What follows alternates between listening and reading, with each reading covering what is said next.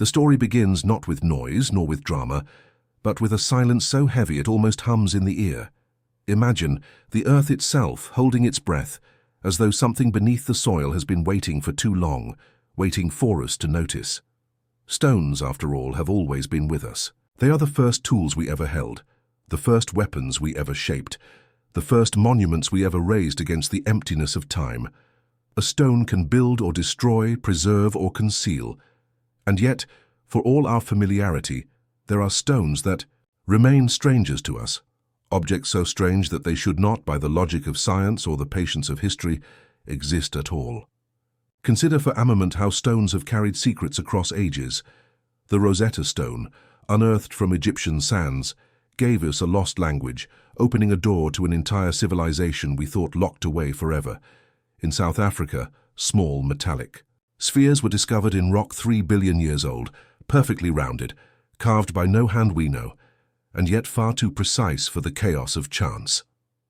In Nevada, a fossilized sandal print was once found with a trilobite crushed beneath its heel, suggesting a human step in a world where no humans should have walked. These tales drift between legend and science, folklore and fact, but they share a thread, a stone that whispers of something we cannot explain.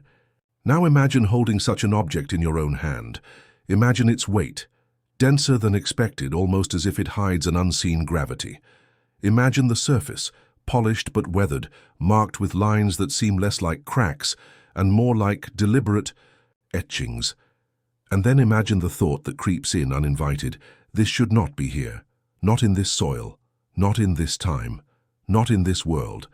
That is where our story begins, in the unsettling intersection of wonder and unease, where a single stone challenges the boundaries of what we think we know. We have always asked questions of the world, and the world has not always answered kindly.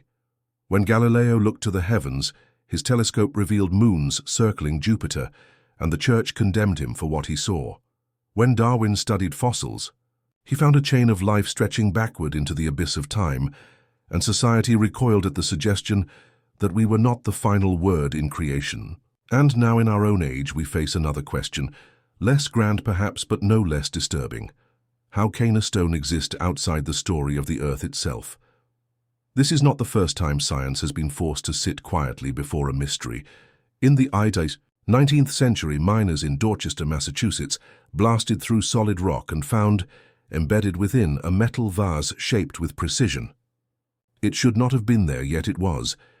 In Oklahoma, another team unearthed a perfectly formed iron hammer sealed within rock millions of years old. The hammer mocked the textbooks, suggesting that human hands, or something like them, had once walked across ages where declare empty. Each time explanations were offered, arguments made, doubts raised. But doubts are not answers, and anomalies are not easily forgotten. The stone at the center of this tale is different. It is not a relic found in a museum cabinet, nor an oddity dismissed by scholars in a footnote. It is an object that bends the rules with quiet defiance, as though time itself slipped and left behind a piece of something we were never meant to see. Its discovery did not roar into headlines. It whispered, tugged at the edges of curiosity, and slowly grew until it could no longer be ignored.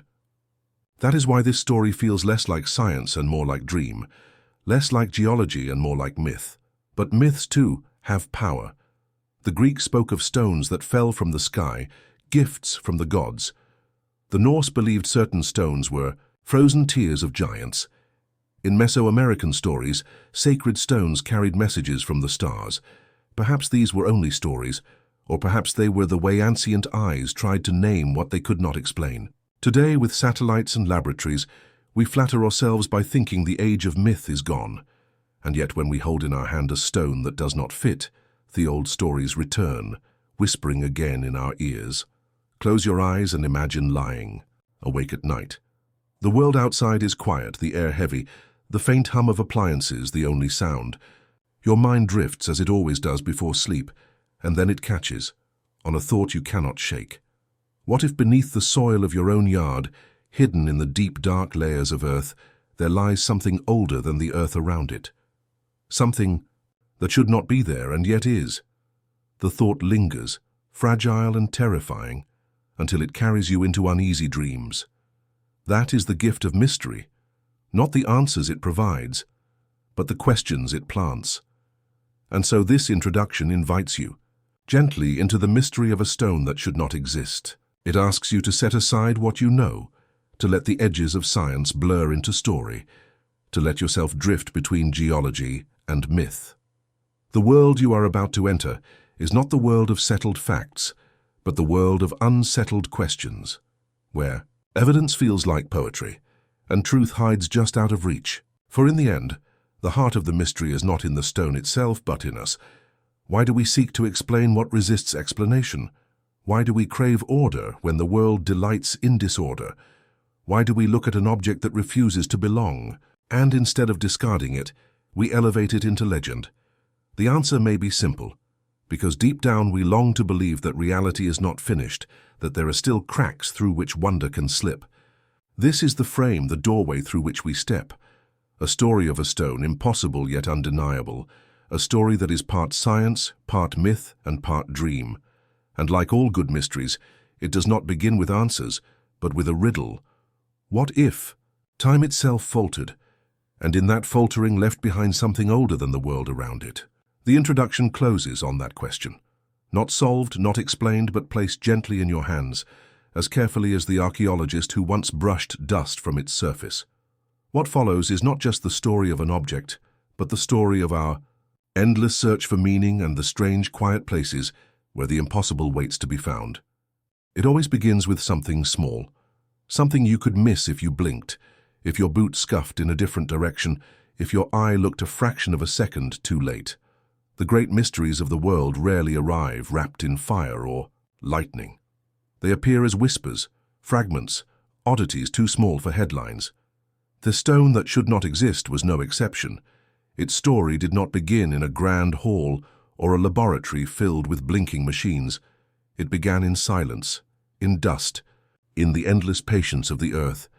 The land where it first emerged was unremarkable, a sweep of pale soil stretching beneath an unforgiving sun. It was the kind of landscape that carried centuries without notice, a place where generations of wind had shaped ridges, where insects buzzed low over stones that had been sitting unmoved for longer than memory. To most eyes, it was emptiness. To the archaeologist kneeling there, it was a canvas of potential. Each patch of dirt, each scatter of pebbles, each fossil fragment might hold a story waiting to be told. He brushed the soil with a practiced hand, bristles whispering against compacted dust. He had done this 1,000 times before. Sweep, pause, lean closer, sweep again. Sometimes his efforts revealed pottery shards or bone fragments, remnants of human lives long extinguished. Sometimes only disappointment. But on this day his brush slowed against something harder than the surrounding earth, a shape, a glint. At first glance, no different from any other stones scattered across the trench. He might have ignored it, might have tossed it aside without thought. And yet something caught his attention. Perhaps it was the sheen. Sunlight clung to its surface in a way that resisted the dullness of ordinary rock. Perhaps it was its weight when he lifted it, denser than expected, heavy in his palm like a secret refusing to be ignored. Or perhaps it was the grooves. Faint, almost invisible at first, but deliberate in their precision. They ran, not in random. Cracks but in patterns, lines that seemed too ordered, too intentional. He tilted the stone, watching the shadows slip along its surface, and felt the faintest shiver of unease. He set it aside, continuing his work. And yet, his gaze kept returning. There was something in it that resisted dismissal. That night, back at camp, he held it again beneath the glow of a lantern. The stone did not change, of course. It remained inert, silent, cool against his skin. And yet, in the shifting lamplight, the grooves seemed to rearrange themselves into suggestions of form. A spiral, a lattice, a map. His rational mind dismissed it as fatigue, a trick of shadow and expectation. But another part of him, the part that had led him to this work in the first place, whispered otherwise. Some stones carry memory, some carry secrets. This one, he thought, carried both. Over the next few days he showed it to colleagues. Some shrugged. Just a rock, they said. Others frowned, turning it over in their hands, muttering about its polish, its texture, its strange density. A few laughed, dismissing his unease, but none could deny its oddness. Rocks polished by rivers do not appear in dry plains, crystals with such smooth faces do not form without reason, and the grooves, too shallow for writing, too exact for chance, refused to be explained away. At last it was sent to the camp's small field lab. Here, under harsher lights and sharper eyes, the strangeness only deepened. Its mineral composition was unclear, resisting quick classification. Its density registered beyond expectation, far heavier than its size suggested. Under magnification, the grooves did not reveal scratches or chips, but clean edges, almost machined. Yet no tool marks, no evidence of human hands, no sign of carving or polish revealed themselves. It was as if the stone had chosen its own shape. What makes our discovery significant is not always its grandeur, but its resistance to conclusion. This stone, small enough to fit in a hand, carried with it a defiance of explanation. Too polished to be natural, too strange to be artificial, too heavy to belong, too marked to be random. Each test deepened the puzzle instead of solving it. Each explanation dissolved beneath closer scrutiny. It was not an answer but a question, solid and unyielding. Soon, its reputation spread beyond the camp. A visiting geologist requested to examine it, muttering to himself as he traced its lines. A mineralogist peered at it through a jeweler's lens and shook her head in silence. Even a local farmer, shown the stone as a curiosity, frowned and said softly, "That doesn't belong here." The archaeologist found himself both proud and unsettled, proud that his chance discovery had stirred such interest, unsettled that no one could say what it truly was. By now the stone had shifted from object to presence. It occupied not just a corner of the lab, but the conversations at dinner, the thoughts before sleep, the imaginations of those who touched it. Was it an artifact? If so, whose hands had shaped it, and when? Was it a mineral curiosity? If so, why had no catalogue accounted for it? Or was it something else entirely? Something that blurred the line between geology and myth? Each theory was met with doubt, each doubt with another question. The stone remained silent, but in its silence, it spoke volumes. One evening, the archaeologist lingered alone in the lab. The sun had set, the air outside cooled, the world wrapped in quiet. He placed the stone beneath a single lamp, its surface glowing softly in the artificial light. He turned it slowly, tracing the grooves with his finger. He felt not just the weight of the object, but the weight of possibility. In this small, dense, unyielding stone lay a fracture in certainty, a reminder that the earth still held secrets beyond our comprehension. He thought of the countless generations who had walked this land, none of them aware of the impossibility lying just beneath their feet. He thought of the stories told around fires, the myths of stones fallen from the sky, of relics left by gods or giants, and he thought, perhaps for the first time, that such stories were not foolishness but memory. By the end of that week, the decision was made.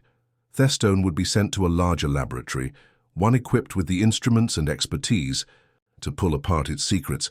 It left the camp not in triumph but in quiet anticipation, cradled in a padded case, transported with the care one might give to a relic or a treasure.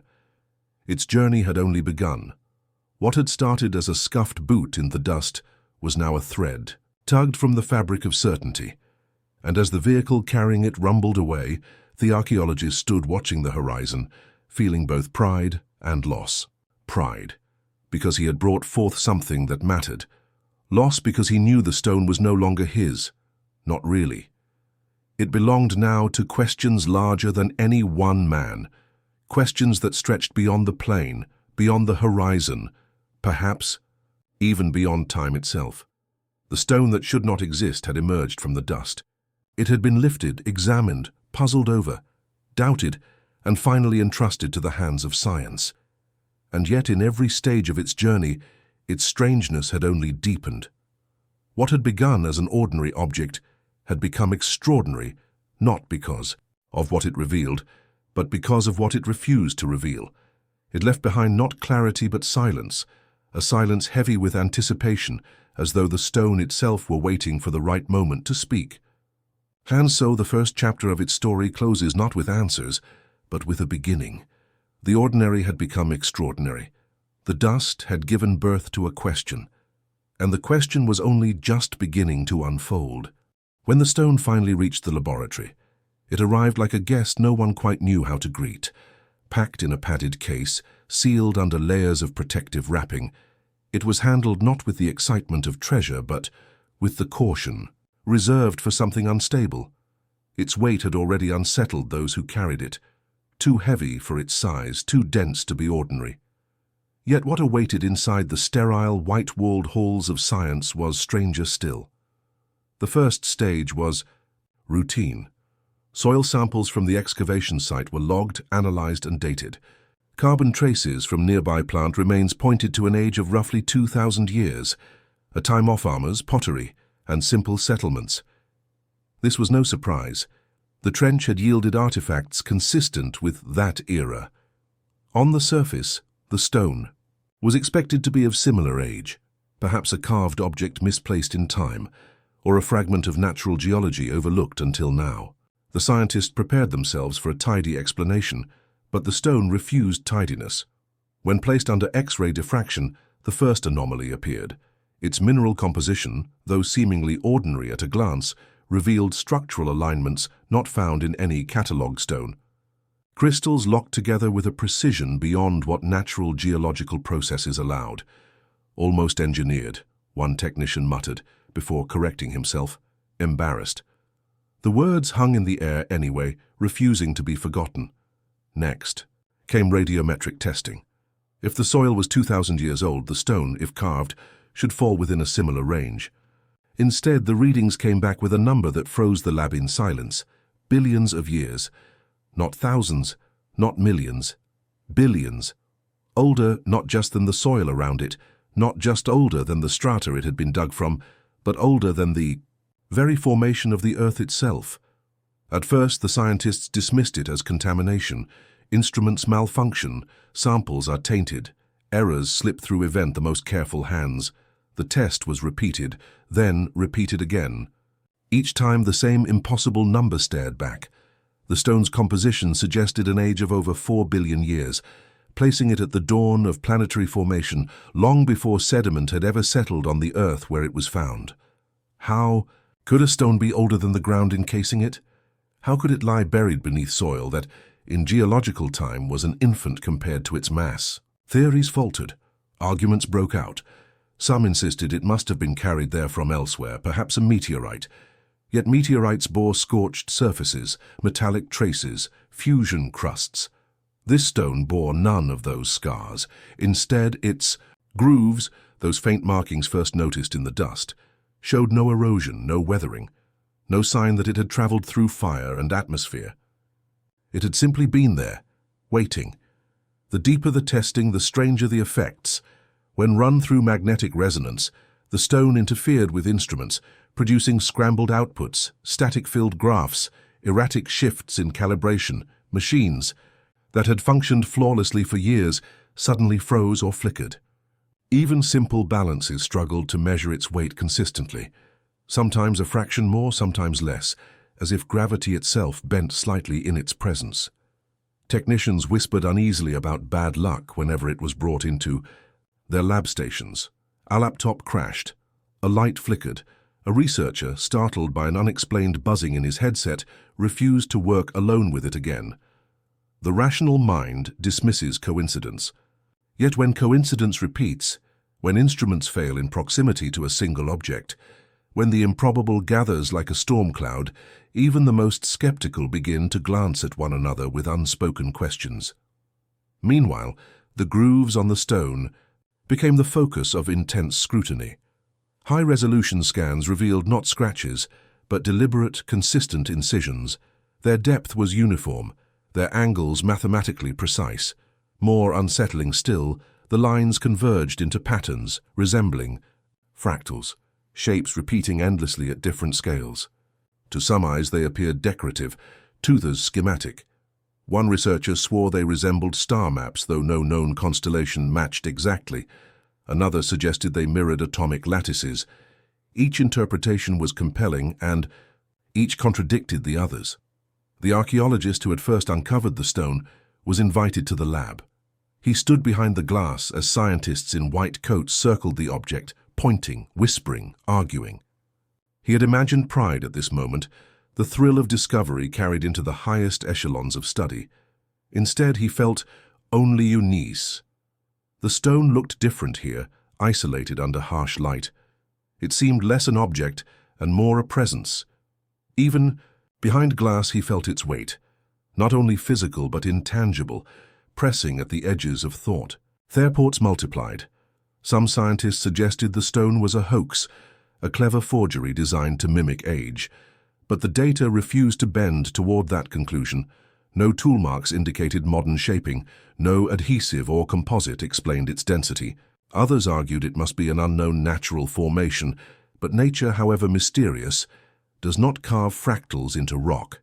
Nature does not produce grooves that align with geometric precision, as if etched by a steady hand, or something steadier than a hand. It was during the spectroscopy trials that the most disturbing anomaly arose. When subjected to certain frequencies of light, the stone absorbed nearly all radiation, becoming a void in the spectrum.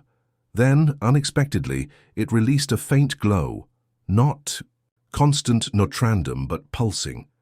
Measured carefully, the pulses fell into intervals almost rhythmic, like a heartbeat or a signal. This discovery was not made public. Reports were edited, details softened, language replaced with neutral phrasing. But within the lab, whispers spread. Some said the stone was not a relic of the past, but a remnant of something beyond time altogether. Others half-joked that it was watching them, responding to their prodding with silent coded replies, and though laughter followed such remarks, no one laughed too long. As weeks passed, tension thickened. The stone became a point of division. Some scientists obsessed over it, returning night after night to run new measurements, driven by a hunger they could not fully explain. Others avoided it, requesting reassignment, claiming unease, even nightmares. One assistant confessed she dreamed of endless spirals etched into the walls of her room, spirals identical to the stone's grooves. She awoke convinced the stone was somehow imprinting itself on her mind. The growing realization was inescapable. If the stone truly was older than its context, if its age was not an error but fact, then human history stood on the edge of upheaval. The tidy timelines of geology and archaeology would crumble. The neat divisions of epochs and eras would collapse into uncertainty. An object older than the Earth itself implied one of two impossibilities. Either time itself was less linear than believed, or the stone had come from somewhere beyond the Earth entirely. Yet neither explanation brought comfort.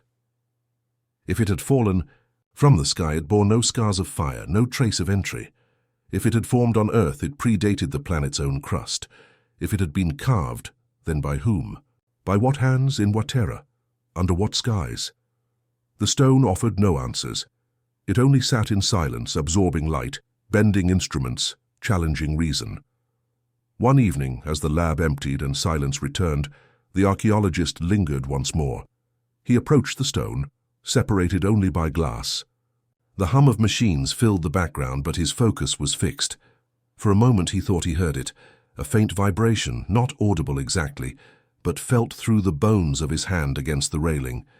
He leaned closer, breath fogging the glass.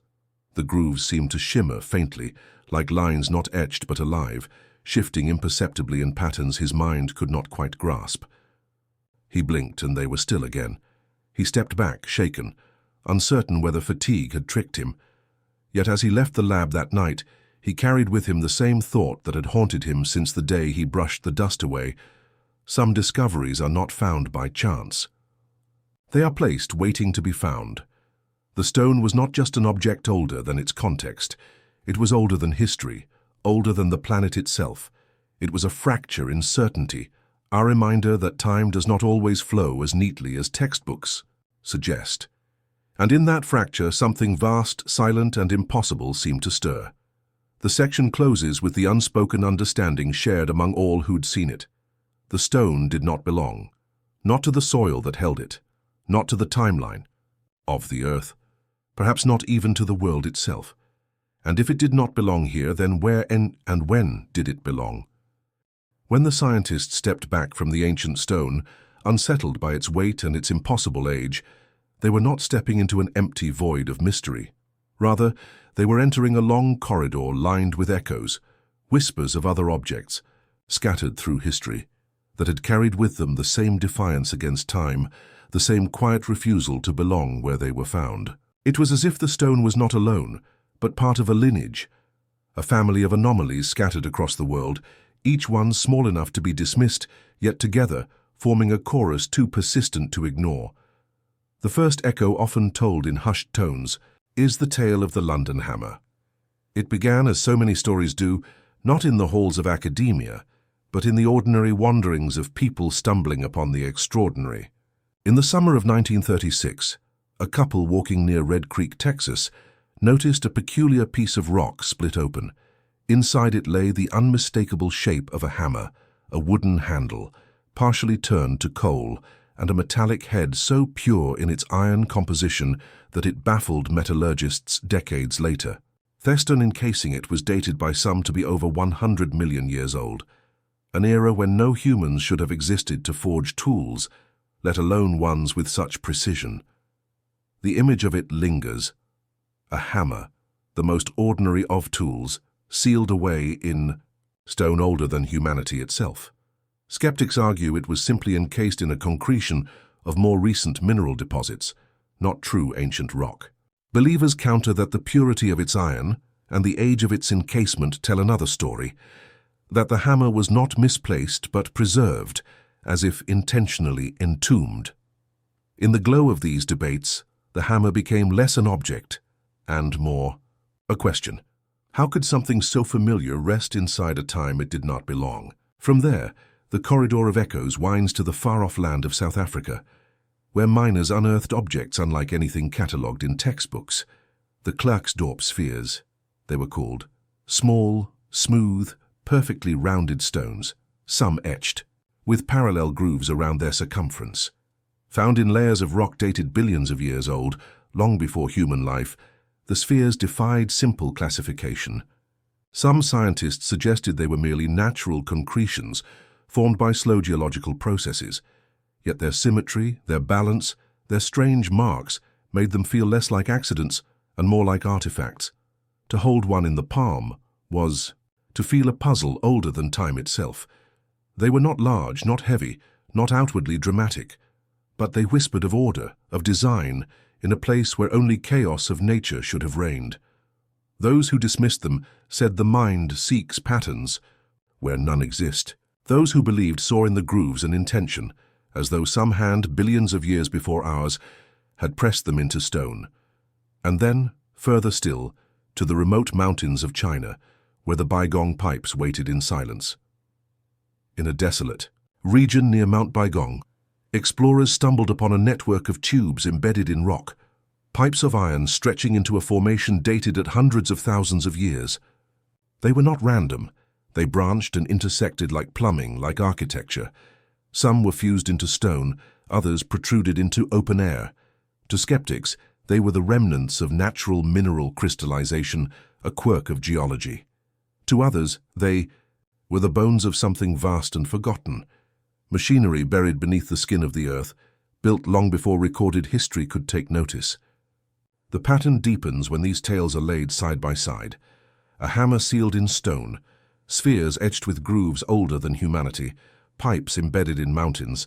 Each story carries its own debates, its skeptics and its believers, yet together they form a thread woven through continents and centuries. These are not isolated curiosities, but echoes of one another, as though the earth itself is littered with fragments of a forgotten chapter, scattered reminders that the neat story of human origin is, perhaps, not as complete as we wish it to be. What binds them is not proof. No academic consensus crowns them as truth, but their persistence. They survive in memory, in photographs, in dusty museum cases and private collections, retold by those who cannot let go of the question, how do such objects exist?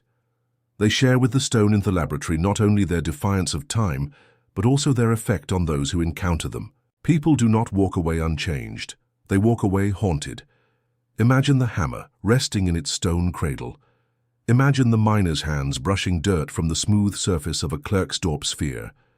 Imagine standing before the gaping mouth of Mount Baigong, where pipes pierce the rock like veins, vanishing into a darkness no one has mapped. Each scene is small in itself, but together they form an atmosphere, a world tinged with unease, the sense that history is not a solid wall, but a thin curtain, and every so often something presses against it from the other side. Skeptics, of course, step forward to steady the curtain. They speak of natural processes, of coincidence, of the human mind's hunger for mystery. They argue that the hammer was encased not in ancient rock, but in a concretion only centuries old. They explain the spheres as products of volcanic ash compacting over time, their grooves formed by pressure, not intention. They describe the pipes as mineral veins shaped by groundwater andiron deposits. The explanations are tidy, reasonable, reassuring. But explanations do not erase the feeling. Even when dismissed, these objects linger like dreams after waking, strange, insistent, half-remembered. Believers hold them close, weaving them into stories of lost civilizations, of visitors from beyond, of timelines more complex than the ones we write into textbooks. And somewhere in between, where skepticism and belief blur, lies the most unsettling possibility of all, that we truly do not know, and perhaps never will. The stone in the laboratory, with its impossible age and its strange grooves, now seemed less like a lone aberration and more like a continuation of this lineage. It was not the first to resist explanation, nor likely the last. When the scientists argued over its readings, they were unknowingly joining a conversation that had been echoing across centuries, the conversation of impossible stones. The archaeologist who first uncovered it found himself drawn to these echoes. In Sleepless Nights, he read of the London hammer, its head still smooth despite its entombment. Hertres had photographs of the Klerksdorp spheres, running his finger over their etched grooves as though he could feel them through the page. He studied the diagrams of the Baigong pipes, imagining them stretching into cavernous depths, vanishing, into mystery. And in each of these, he saw a reflection of his own discovery, his stone now sitting under harsh lights, refusing to yield its secrets. The bedtime quality of these stories haunted him. They were told softly, like legends whispered to children, not because they were harmless, but because they brushed too close to terror. To think that human history is incomplete is one thing. To think it might be entirely misaligned is another. And yet in the quiet rhythm of such tales, there was also comfort, the reminder that he was not alone in facing the impossible. Others had stood where he stood, staring into the unknown. One evening, alone in his study, he placed a photograph of the stone beside images of the hammer, the spheres and the pipes, 4 objects from 4 corners of the world, each carrying its own impossibility. Seen together, they resembled pieces of a puzzle not yet assembled, not matching in shape or size, but united by their defiance. The thought pressed heavily on him, if these were fragments, then what whole did they once belong to? The mind resists patterns. That threatened to unravel it. Yet patterns persist all the same. A hammer sealed in stone, a sphere carved with grooves, pipes in mountains, a stone older than the earth itself. Each a note in a song that once heard cannot be unheard. Each an echo in a chamber of mystery stretching across time. And so, the focus returned, inevitably, to the stone at the heart of this tale. It no longer seemed alone. It was not a solitary enigma, but part of a larger pattern, a lineage of impossibility woven into the world's fabric. To dismiss it was to dismiss all the echoes that came before it. To believe it was to accept that history was not what we thought it was. The stone waited in silence. It did not answer questions. It did not declare its origin. It merely sat, heavy, impossibly old, humming faintly in ways instruments could not chart. Around it humans argued, doubted, believed, and dreamed. And beyond it, in scattered corners of the world, other stones whispered their own quiet defiance, reminding, us that the story of time is far stranger, far older than we have yet dared to imagine. The stone, once admired for its sheer strangeness, now revealed a second, more unsettling layer of mystery when its surface was no longer the focus, but its interior. What began as routine laboratory work soon became something far stranger, something the scientists were reluctant to name aloud. Under ordinary conditions, stones fracture into random patterns, a chaos born of time and pressure. Yet here, when thin slices were prepared and placed beneath the microscope, order emerged where only disorder should have been. Its crystalline lattice did not resemble the rough, haphazard grids of natural minerals. Instead, it aligned in ways too deliberate, too perfect, as though each atom had been persuaded to stand in place according to an unseen geometry. At first glance, the patterns were mesmerizing. Squares nested within circles, spirals bending into hexagons, symmetries so precise that computer models struggled to replicate them. The more magnification increased, the more impossible it became to dismiss them as chance. Nature is generous with beauty, but its beauty tends to be irregular, tolerant of flaws. This was something else entirely, a lattice that seemed to hum with intent, an architecture at once microscopic and monumental, as if the stone contained not matter but message. When the first reports were drafted, their language was cautious. Terms like non-random, highly anomalous, and unusual degree of structural alignment filled the pages. Yet behind closed doors, when the lights were dimmed and the voices lowered, other words crept in. Artificial, engineered, designed. Words that no geologist wanted to write down for fear of ridicule, yet words that refused to be silenced. Spectroscopy deepened the enigma. The stone was placed under beams of light, and the frequencies that came back were charted with exquisite precision. Normally, such results reveal predictable resonances, peaks and valleys mapping the familiar fingerprints of minerals. But this stone sang differently. Its resonance was sharper, cleaner, as though tuned like an instrument. Certain frequencies spiked in patterns that resembled codes, repeating at intervals too regular for nature.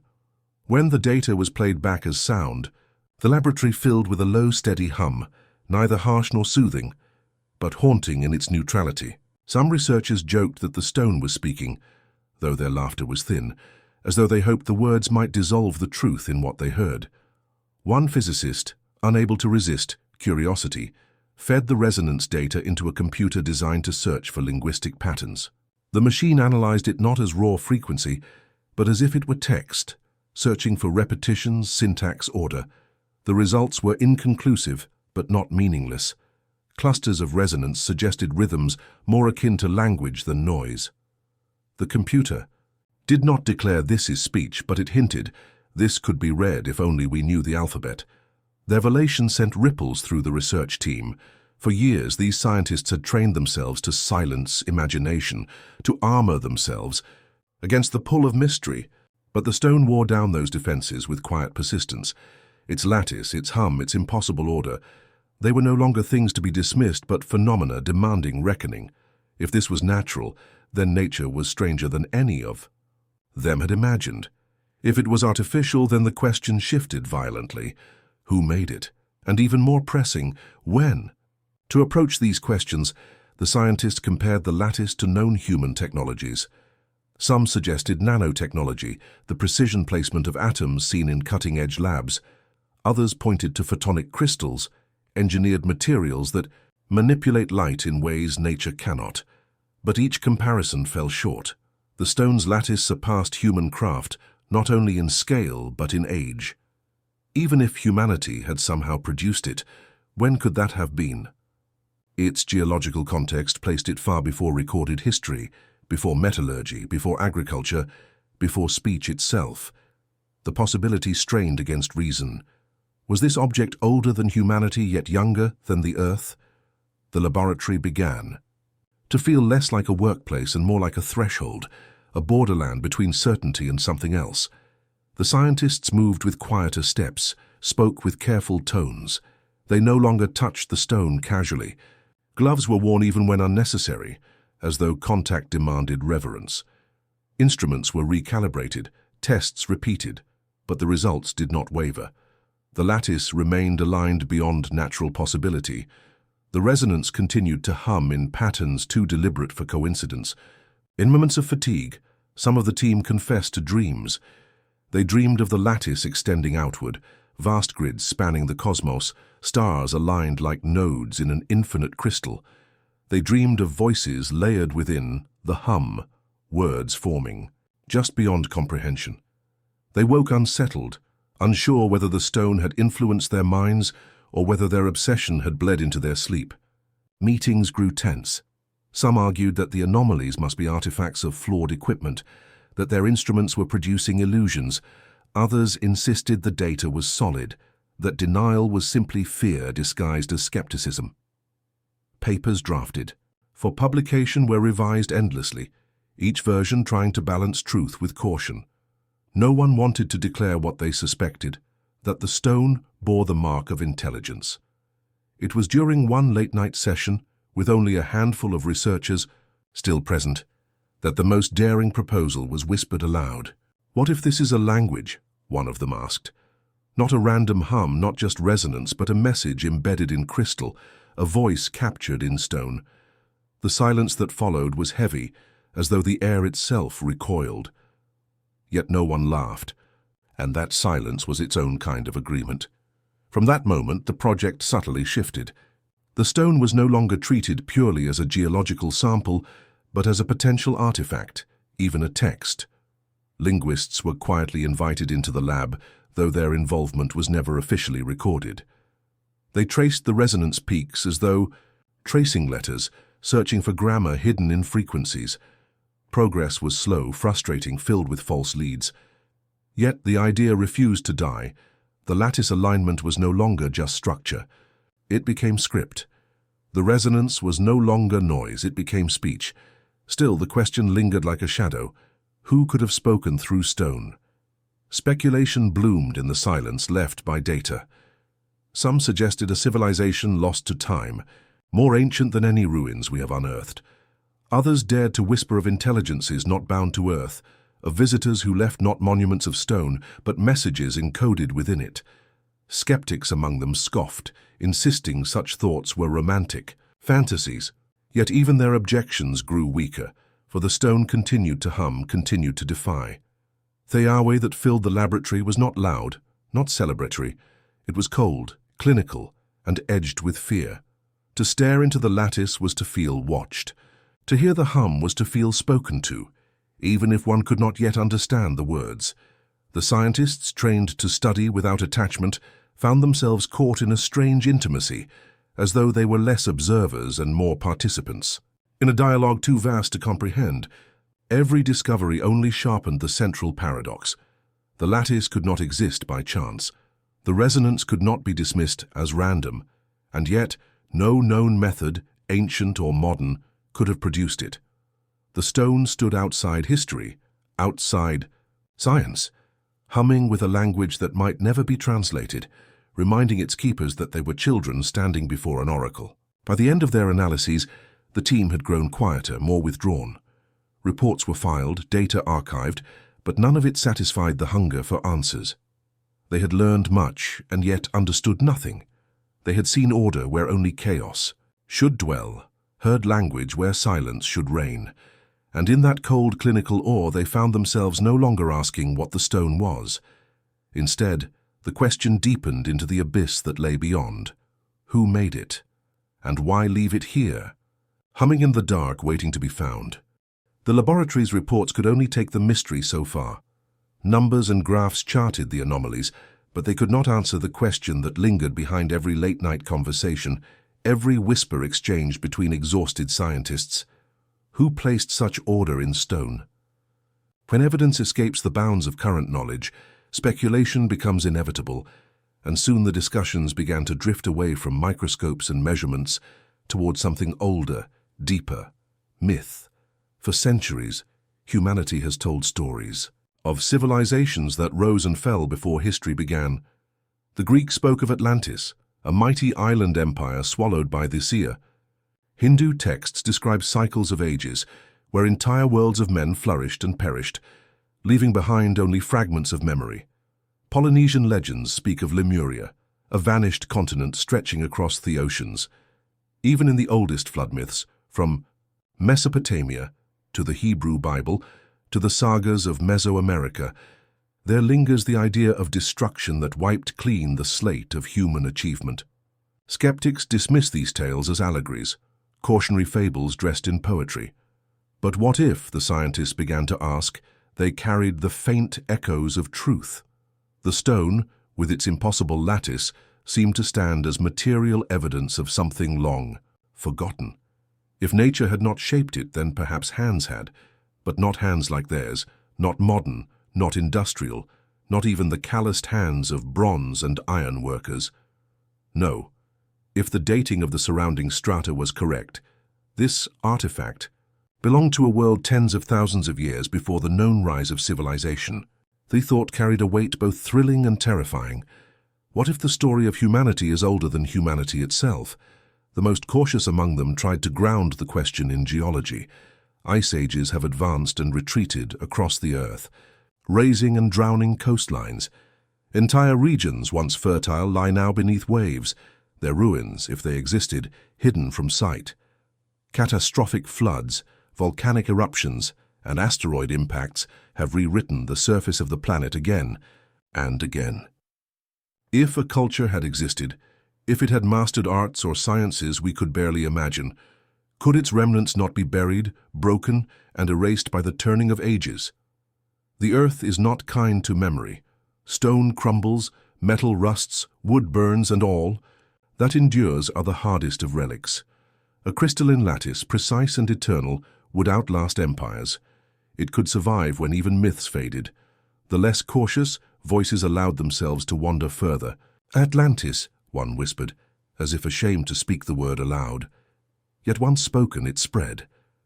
Plato had described Atlantis not as fantasy, but as history, relayed to him from older sources, a people of immense power, builders of marvels, who in a single terrible day and night vanished beneath the sea.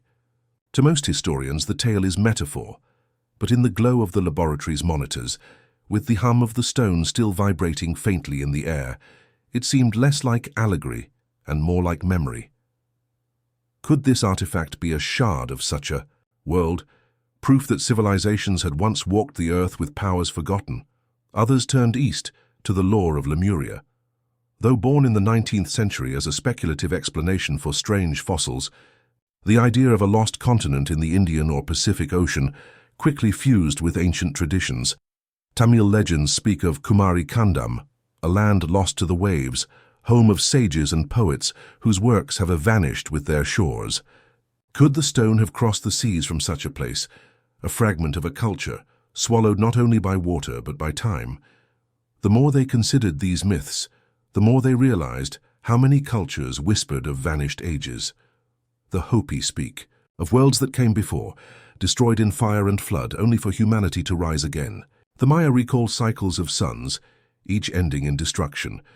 The Norse tell of Ragnarok, when the world will be consumed and reborn.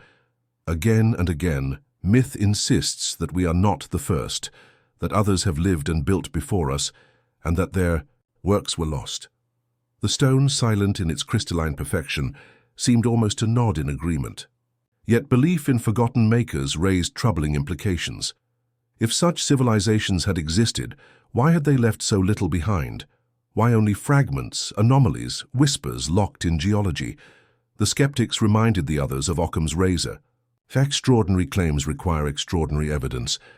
But the believers countered, what greater evidence could one demand than this? Those stone whose lattice spoke like language, whose resonance hummed with intention, whose very structure defied nature. If such an artifact was not extraordinary, then nothing could be. Slowly, hypotheses emerged, fragile as smoke. Perhaps the makers were not global but local, a people whose genius flowered in isolation, then withered in catastrophe.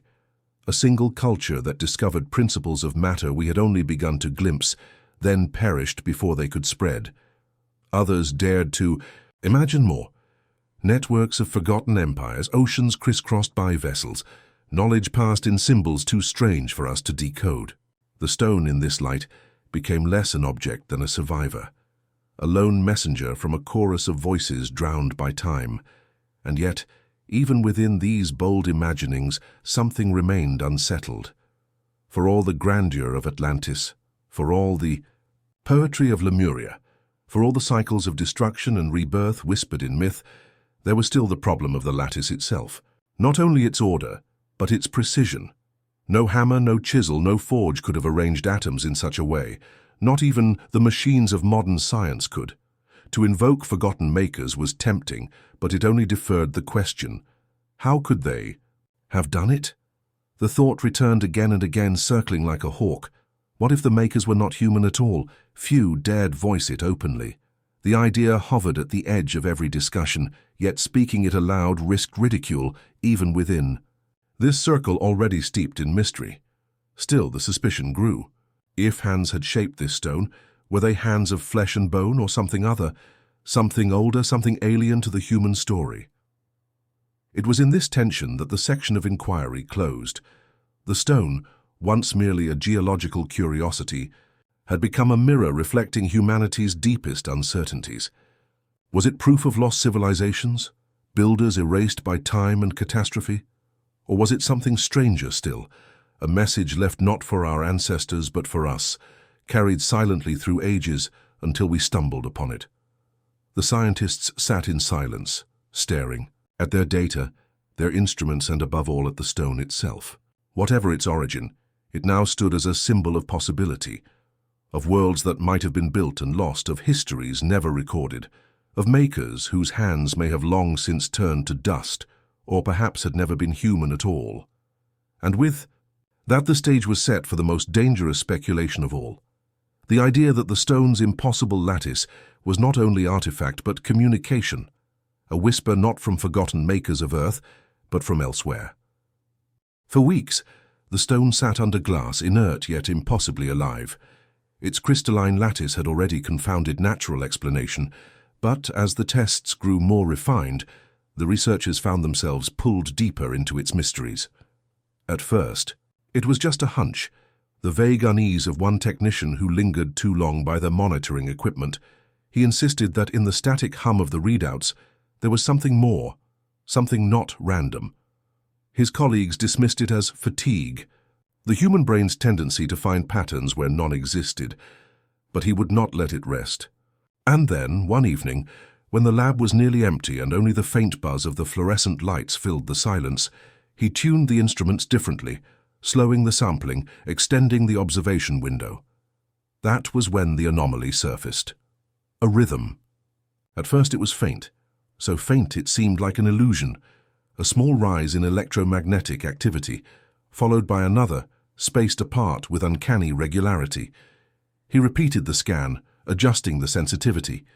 The noise fluctuated, spikes appearing and disappearing, but beneath the chaos a steady pulse began to reveal itself. He recorded the data, saved the file, and replayed it through an audio conversion program. What came through the speakers was unsettling, a low, intermittent clicking, like the slow beat of a metronome hidden inside the stone. When he brought his discovery to the others, reactions split. Some leaned in close, their eyes widening at the strange cadence. Others shook their heads and muttered about calibration errors, background interference, the endless list of technical faults that could conjure phantoms out of instruments. But when the tests were repeated across different machines, using different shielding at different times of day, the rhythm returned. Always faint, always elusive, but there. Soon, the lab filled with whispers. Was it an artifact of measurement, a trick of electromagnetic drift, or was the stone speaking? The scientists turned to mathematics. They charted the intervals, measured the frequencies, compared them against known natural patterns. Pulsars in distant space emit regular bursts, but their scales are astronomical, not local. Earth itself resonates with Schumann frequencies, but these did not match. The pulse was not constant. It shifted subtly, as though modulated, carrying structure within its rhythm. To some, it seemed like code. One researcher, trained in cryptography, began charting the sequences as binary. spike as 1, silence as 0. Soon he had sheets of numbers, strings of data that to his mind could not be dismissed as chance. He argued that the pulses repeated with variations too ordered to be noise. "It's as if someone pressed record," he said softly, "and the stone has been playing back ever since." Others resisted. "Stones do not transmit signals," the skeptics insisted. "This is interference from outside the lab, cell towers, satellites, even passing aircraft. We are chasing phantoms." But when the stone was moved into a Faraday cage, shielded from external waves, the pulse did not vanish. If anything, it grew clearer. The tone of the research shifted. What had begun as geological analysis now felt like something closer to eavesdropping. Instruments that once measured mineral content were retooled to capture resonance. The lab filled. With the hush of anticipation, scientists leaning over oscilloscopes and recorders, waiting for the next flicker of signal. Each time the pulse appeared, it seemed less like anomaly and more like intention. The question that haunted them all was deceptively simple. Who or what is sending this signal? Some proposed that the stone was not a transmitter but a resonator, picking up ambient energies and amplifying them. In this view, the patterns were echoes of the Earth itself, vibrations caught and shaped by the crystal lattice until they formed something that resembled language. Yet even this explanation stumbled, for the resonance carried shifts, variations too purposeful, too much like the hand of an author weaving through static. The boldest began to whisper of communication. If the lattice had been shaped deliberately, perhaps its makers had embedded within it a language of energy, a kind of crystalline tape recorder. What if the stone was not a relic, but a message?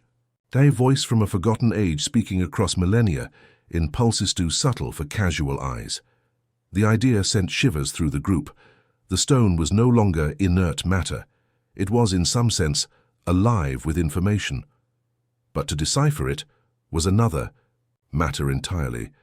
Was the rhythm a code, a cipher awaiting a key? Or was it a carrier wave meant to trigger some reaction when placed in the right environment? Days turned to nights as they worked, exhaustion settling into their bones. Some began to report strange dreams after long hours near the stone, dreams of lights moving in vast darkness, of voices speaking in syllables they could not remember upon waking. One dismissed it as coincidence, the product of fatigue. Another kept silent, unwilling to admit that he too had dreamt of signals, as if the pulses had found their way past his instruments and into his mind. Amid the awe, fear lingered. If the stone was transmitting, then it was transmitting to someone. Was there a receiver waiting somewhere beyond? Or worse, had the signal already reached its destination long ago?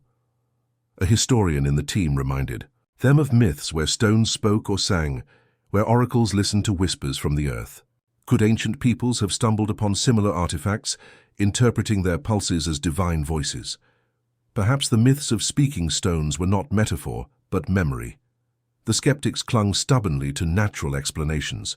They pointed out that quartz crystals, when stressed, can emit electrical signals, a piezoelectric effect.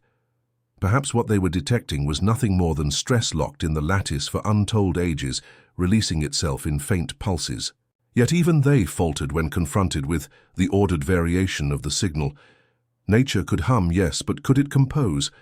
Weeks into the investigation, the lab felt less like a workplace and more like a chapel. The hum of machines became ritual, the pulses a kind of scripture. Some scientists grew protective, guarding the stone as though it were sacred. Others grew uneasy, fearing that to probe further was to trespass on something not meant for them. One evening, as the building settled into silence and the night pressed against the windows, the instruments recorded something new. The pulse quickened, no longer a slow metronome, but a sequence of short and long bursts, unmistakably structured. When converted to audio, it sounded almost like a whispering Morse code. No one could agree on its meaning, but no one could deny its deliberation.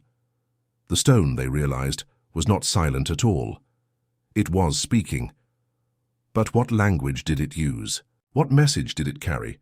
And who, if anyone, was meant to hear it?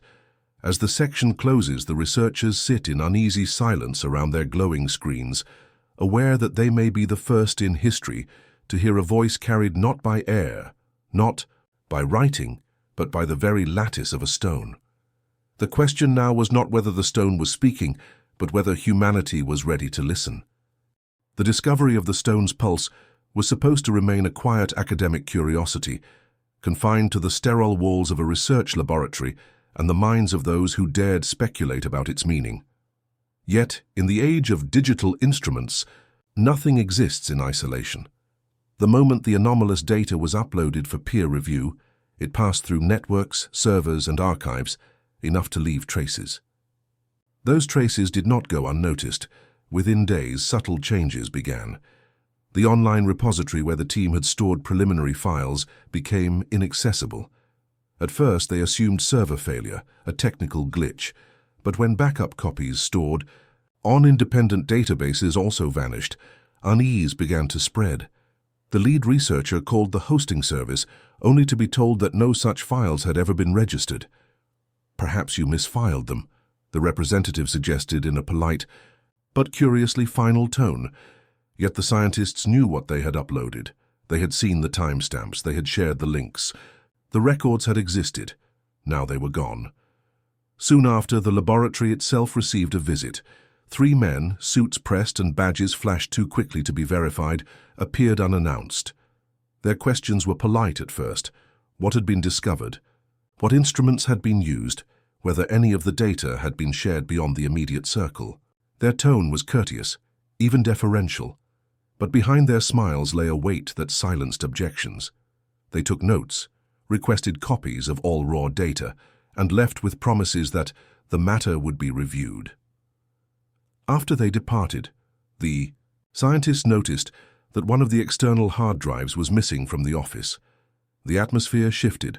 Where once there had been feverish debate over the meaning of the signals, now there was caution, suspicion, the quick glance over a shoulder before speaking. Emails that once flew freely between colleagues began to taper off. Phone calls were shorter, careful, as though unseen ears lingered on the line. Some members of the team withdrew altogether, citing stress, illness, or sudden obligations elsewhere. A few simply stopped showing up. The strangest absences were the silences. A graduate student who had been among the first to chart the stone's rhythms vanished from correspondence. His apartment was found empty, lease cancelled, belongings removed. No forwarding address was left, and when his colleagues asked, the university registrar insisted no such student had ever been enrolled. The realization was chilling. Not only could information be erased, but so too could the people who carried it. For those who remained, the stone grew heavier, not physically, but symbolically, as though it were no longer merely an artifact, but a burden of dangerous knowledge. Rumors spread in hushed tones. Some claimed the government had classified the object as a matter of national security, its signals deemed too destabilizing for public awareness. Others whispered of deeper conspiracies, that the stone's pulses had been recognized, not as a mystery, but as something already known. Perhaps it was not discovery but rediscovery, and the silence imposed upon the scientists was less about uncertainty than about confirmation.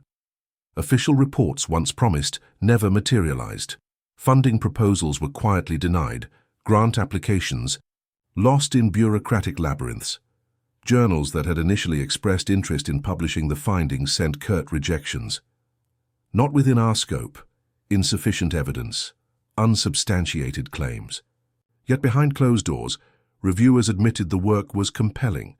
It was not the data that failed to convince, but the unspoken pressure not to touch it.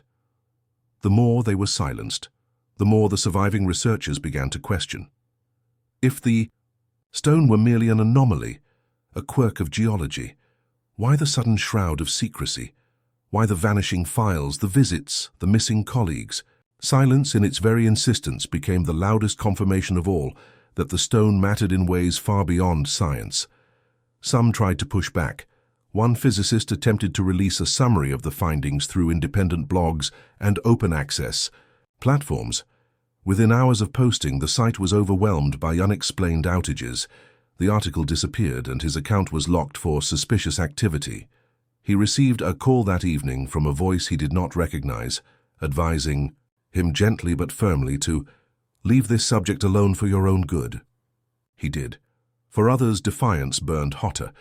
A pair of researchers began to meet in secret, bringing only handwritten notes and avoiding all digital devices. They speculated that the stone might not only be transmitting, but that its signal was already recognized by those in power. One suggested that ancient texts about the speaking stone were not myths but warnings, fragments of knowledge suppressed across centuries by successive authorities who all encountered the same unsettling truth. Their meetings ended abruptly when one of them failed to arrive, and the other received an unmarked envelope at his home. Inside was a single sheet of paper with no words, only a printed image of the stone, black, stark, and accompanied by nothing but silence. He never spoke of it again. The conspiracy deepened when one of the lab's junior members, desperate for answers, filed a Freedom of Information request regarding electromagnetic anomalies associated with crystalline materials. The response was terse. No records responsive to your request exist. Yet attached by mistake was a cover sheet bearing a classification stamp, restricted, Tier 3 clearance only. The request had been acknowledged, but the answer was denial. He realized too late that he had asked the wrong question. As weeks passed, the scientist's sense of reality frayed. Was the suppression evidence of hidden knowledge, or were they victims of paranoia amplified by stress and fatigue? Some clung to skepticism, insisting that there were rational explanations for missing files, bureaucratic evasions, even the disappearances. Yet deep down they knew that coincidences stacked too neatly, silences weighed too heavily. The very act of erasure was proof of significance. Outside the lab, whispers spread in fringe circles. Amateur radio operators claimed to pick up faint pulses, matching the stone's rhythm, only to have their forums mysteriously shut down. A conspiracy theorist published a video detailing alleged crystal transmitters, but within days it was flagged, demonetized, and buried under algorithmic obscurity.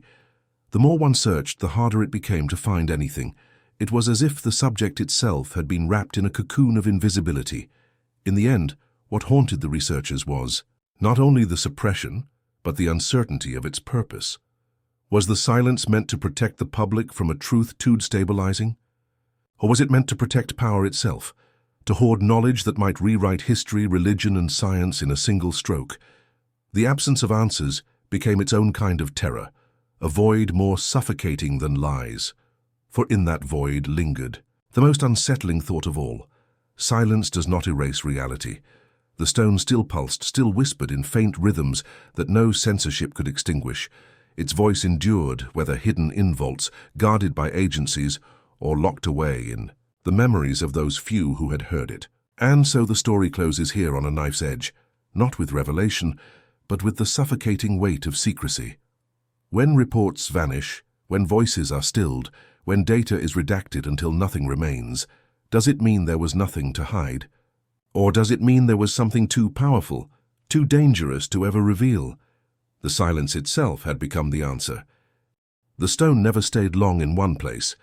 Its history, if such a thing can be traced, reads less like the tidy logbook of archaeology and more like the uneasy script of a thriller. It passes from one hand to another, scholars, collectors, officials, thieves, never content to linger, never truly claimed. Always it moves as though guided by currents unseen. Always those who hold it seem marked in ways difficult to explain. The earliest known record is said to begin with an archaeologist, not a famous one, not the kind whose name fills textbooks, but a quieter figure working in the margins of a dig site.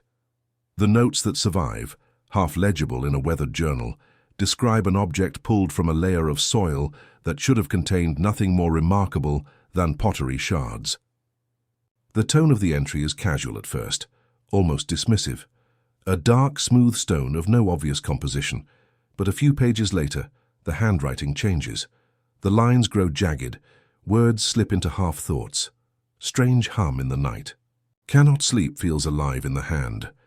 The journal ends abruptly, unfinished. The archaeologist left the dig not long after, citing illness.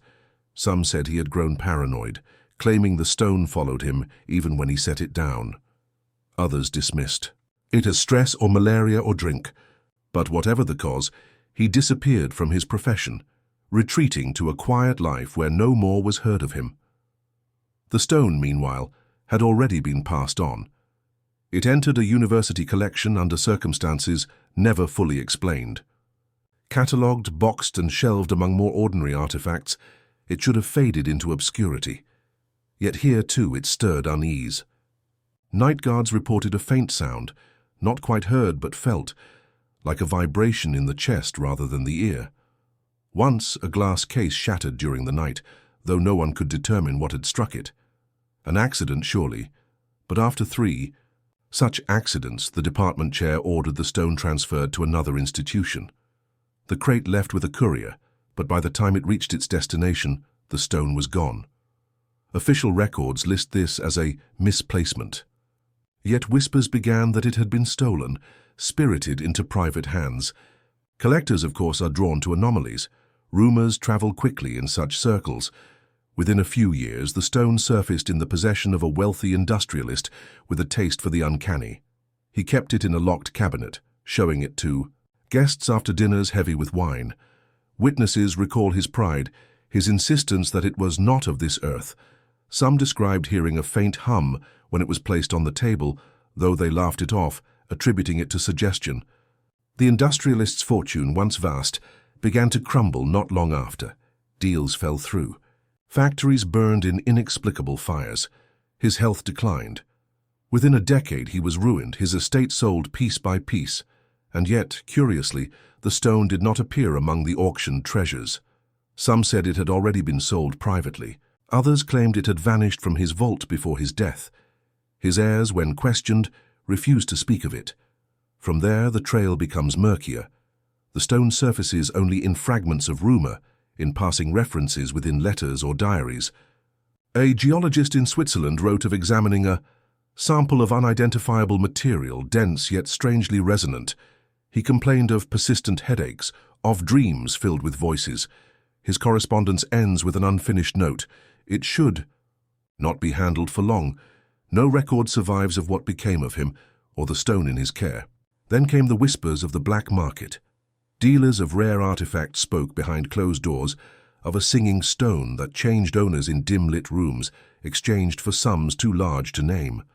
One claimed it had been smuggled across borders, in diplomatic pouches, hidden beneath the trappings of officialdom. Another said it had been stolen outright from a museum storage room, though no theft was ever formally acknowledged. What is most curious is not the thefts themselves, but the pattern that follows them. Accidents, fires, sudden deaths, facilities closing without explanation. Wherever the stone went, disorder seemed to follow, subtle at first, then unmistakable. Always those who possessed it grew restless, unstable, haunted, and always the stone slipped away as though it resisted ownership. By the time it reached laboratories in the late 20th century, its reputation had preceded it. Scientists, though trained Torresist superstition, handled it with unusual caution.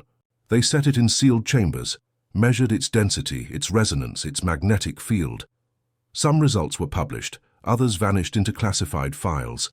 A few searchers began to show signs of strain, insomnia, paranoia, the sense of being watched. One, in a letter never meant for release, confessed, "I do not know if it is alive, but it is not inert." The strangest detail is this. More than once, the stone simply disappeared from storage. Not stolen, disappeared. Locked cabinets. Remained sealed. Inventory lists intact, yet when opened, the object was gone. Weeks, sometimes months later, it would resurface, logged in another facility, another country, without explanation. Officials offered no comment. Those who noticed began to whisper that it traveled on its own. Through it all, the narration must remain soft, almost lulling even as the details edged toward menace. Picture it, a bedtime story told in hushed tones, the kind that comforts Evan as it unsettles. The stone is passed along like a cursed heirloom no one can keep. It does not merely travel, it chooses, and in choosing it changes those who possess it, for each owner seems marked. The archaeologist who first unearthed it abandoned his career. The industrialist lost his fortune.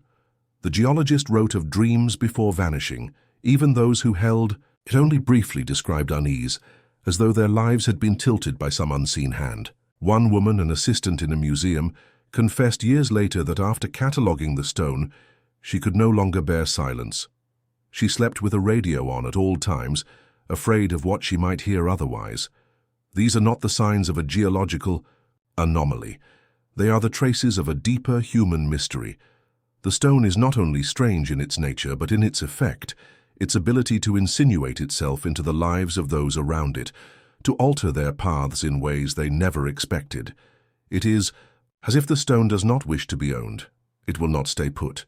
It moves, it escapes, it disappears. Always it is on its way elsewhere.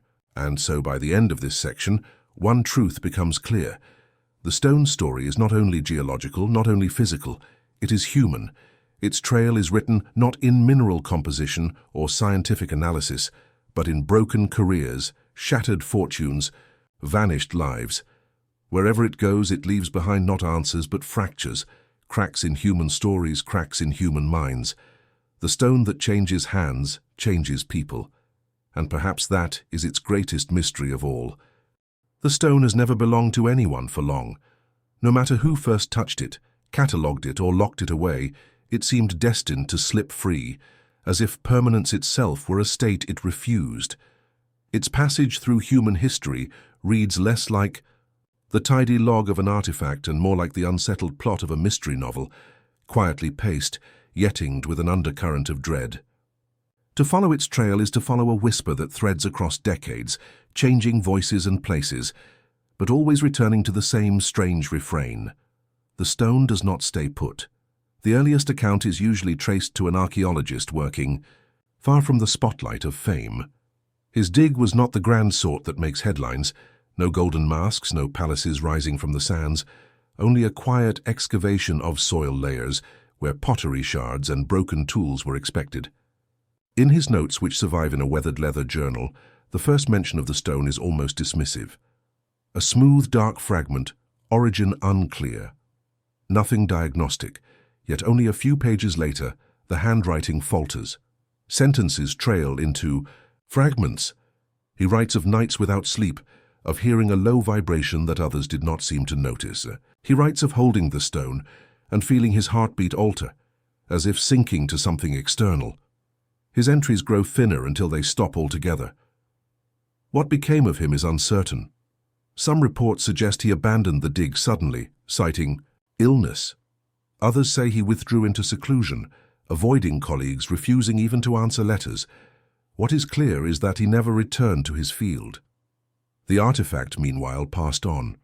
It was delivered to a university collection, logged into storage with a catalogue number and a description that reveals nothing of its strangeness. Stone object, unidentified, dark, smooth. It might have rested there unnoticed. Just one specimen, among thousands, had it not begun to draw attention in ways subtle but persistent. Night guards in the storage facility reported hearing sounds, a faint thrumming that seemed to emanate not from the room, but from within themselves. One described it as the echo of a cello string vibrating inside the ribs. Another grew so unnerved that he refused to walk the corridor alone. Then came the breakages.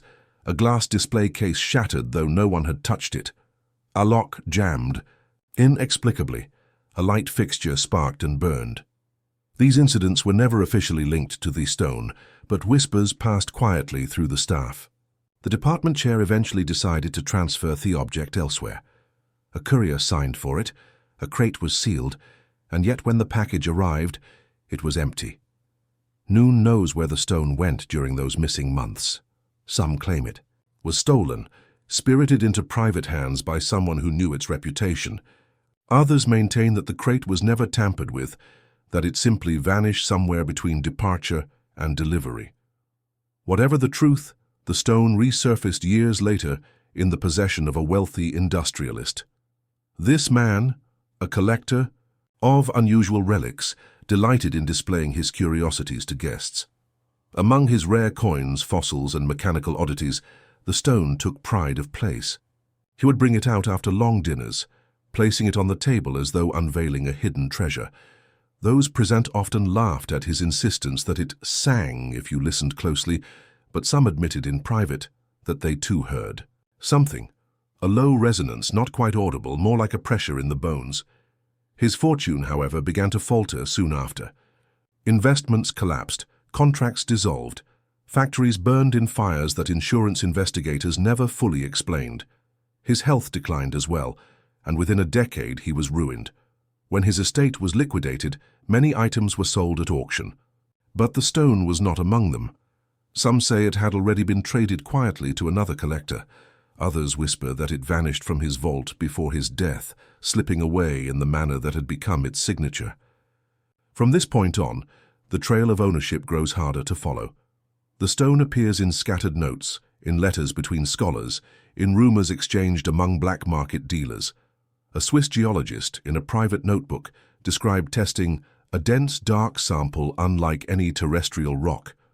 He noted peculiar vibrations under certain conditions, and wrote of strange dreams filled with voices speaking in unrecognizable cadences. His final entry reads, "It should not be touched for long."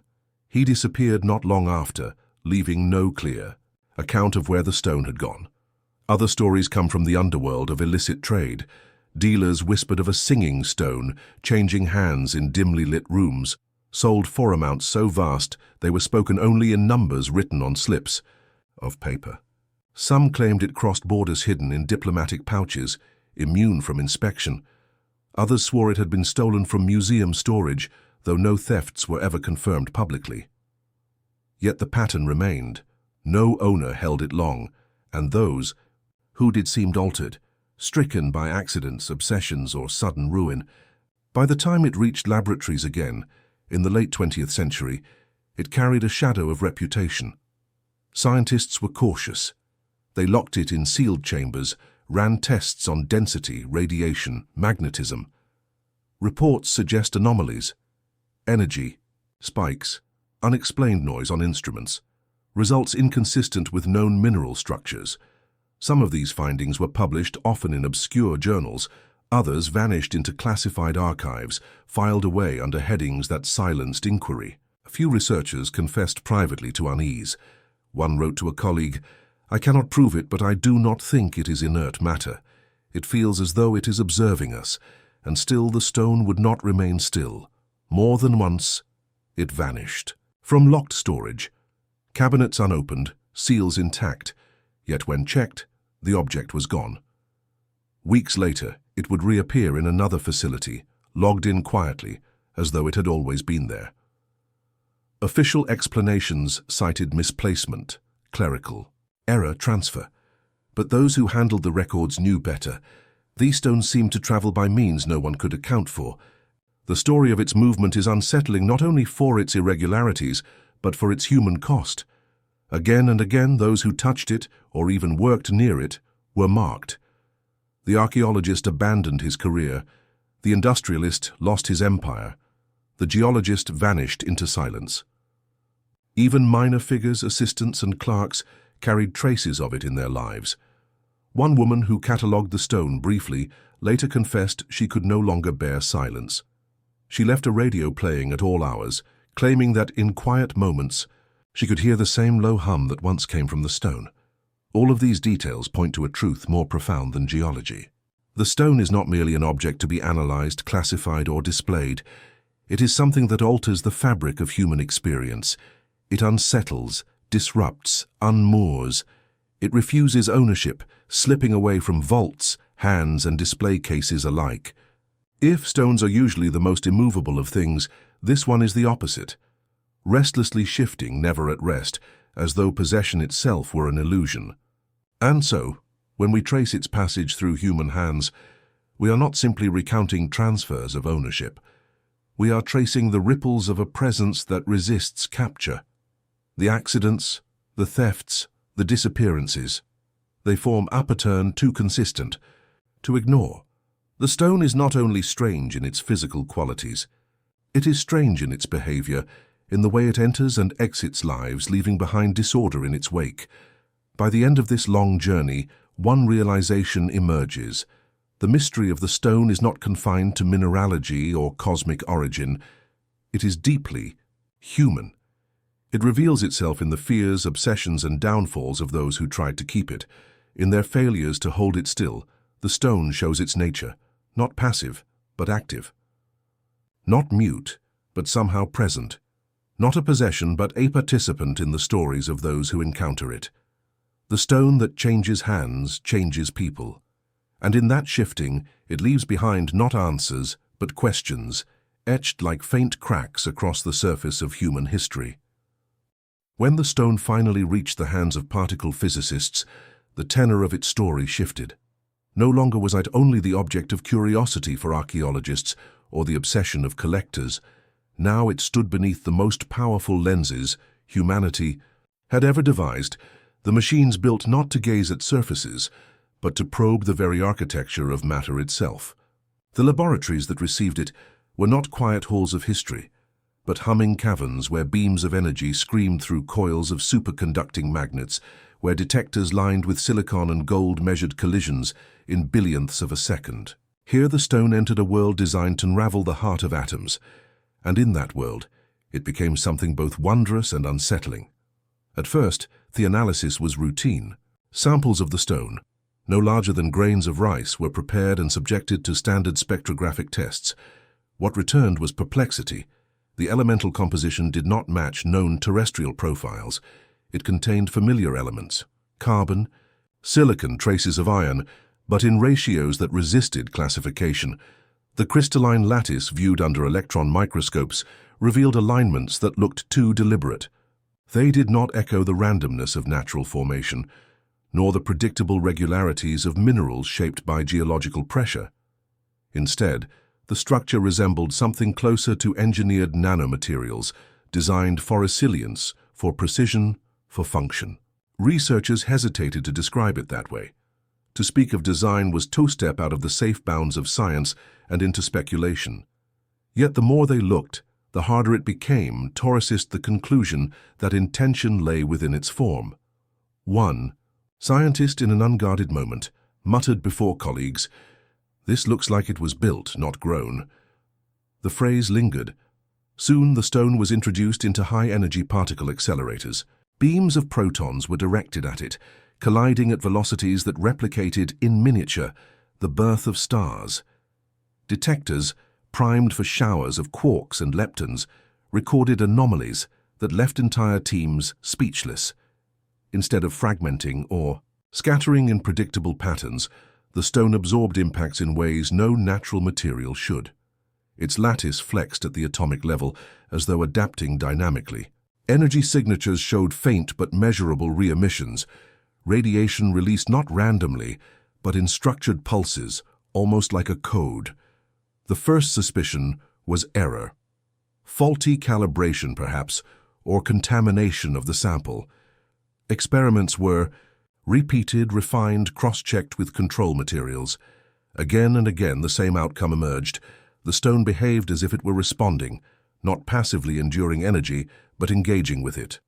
One team proposed the possibility that the stone acted as a quantum resonator. Its inner architecture seemed to trap certain frequencies of vibration, amplifying them in ways still poorly understood.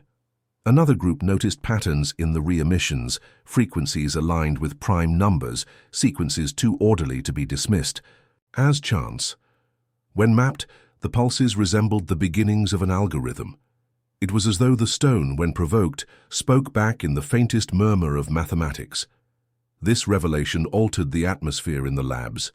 Researchers who had once regarded it as an exotic rock began to treat it with a kind of reverence. Gloves were donned, voices lowered, protocols rewritten. The stone was no longer merely material. It was possibility. The phrase that spread through corridors was simple: it is not natural. To call something unnatural is not, in science, an accusation. It is an acknowledgement that nature alone does not explain it, and so speculation expanded. Was the stone a fragment of an asteroid, altered by cosmic forces unknown? Was it the product of pressures and temperatures far beyond Earth's core? Or, and this question many whispered but few dared to write, was it a relic of technology, assembled, With intent? A machine compacted into the form of stone? Such an idea seemed audacious, yet the data encouraged it. When its surfaces were mapped with scanning tunneling microscopes, repeating motifs appeared, etched not in carvings visible to the eye, but in arrangements of atoms themselves, like circuitry. Laid into mineral, they suggested a language, a logic, embedded so deeply that only by peeling apart atoms could one glimpse its design. One physicist, known for his reluctance toward sensationalism, wrote in a private report, "If this is natural, then nature is an engineer of unimaginable skill. If it is not, then we are holding in our hands something once built, though for what purpose I cannot yet imagine."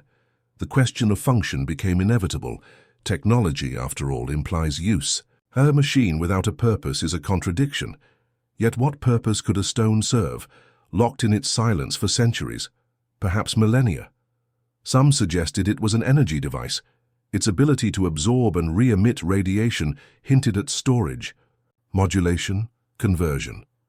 Others wondered if it was a key, a fragment of a larger whole designed to fit into structures or systems no longer present. A more radical theory proposed that the stone itself was alive, not biologically, but as a form of synthetic intelligence distributed through matter. In such a vision, the stone was not merely technology, but consciousness, waiting in dormancy until conditions awakened it. Experiments intensified. The stone was exposed to varied fields, magnetic, electric, gravitational. Responses differed subtly, as though it recognized each stimulus uniquely.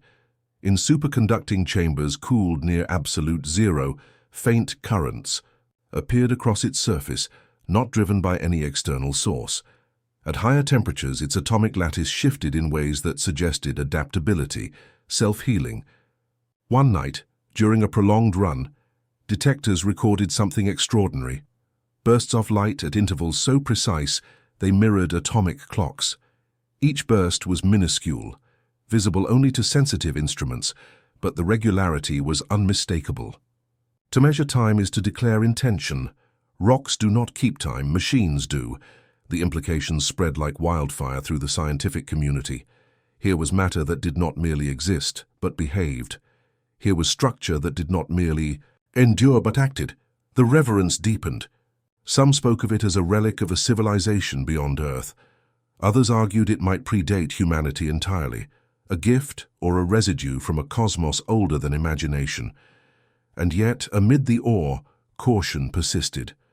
Theastone had a history of elusiveness, of vanishing from vaults, of unsettling those who possessed it.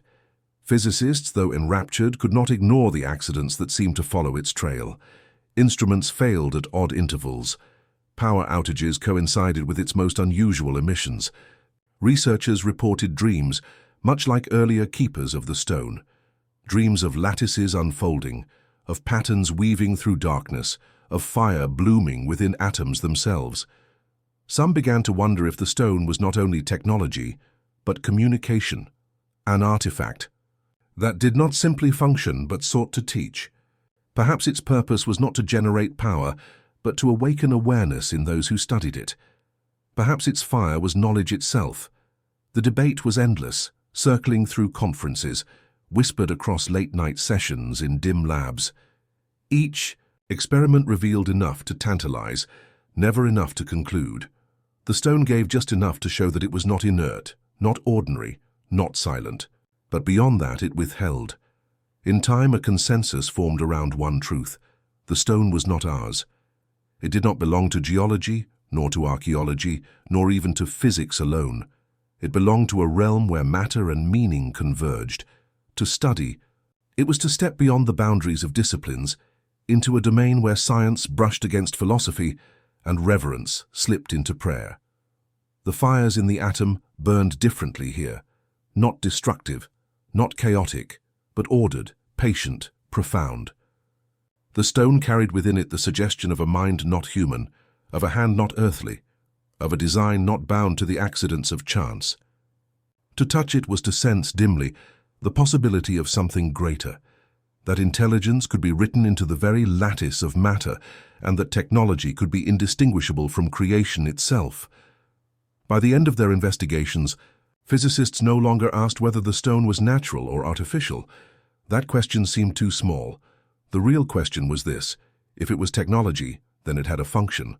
And if it had a function, then somewhere once it had a purpose.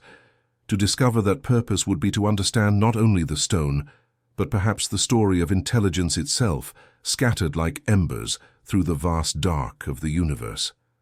And so they looked at it not merely as an object, but as a message. Not merely as a relic, but as a teacher. In the flicker of its emissions, in the order of its pulses, in the impossible resilience of its lattice, the stone whispered, "I am more than what you see. Find what I was meant to do, and you will find what you are meant to know." The stone did not answer the questions it raised. It only deepened them, casting them like shadows across the brilliant fires of the atom. The day the first complete set of imaging scans was unveiled, the room fell into silence. On screens the size of walls, in laboratories filled with the hum of machines and the faint smell of ozone, the inner body of the stone was laid bare at last.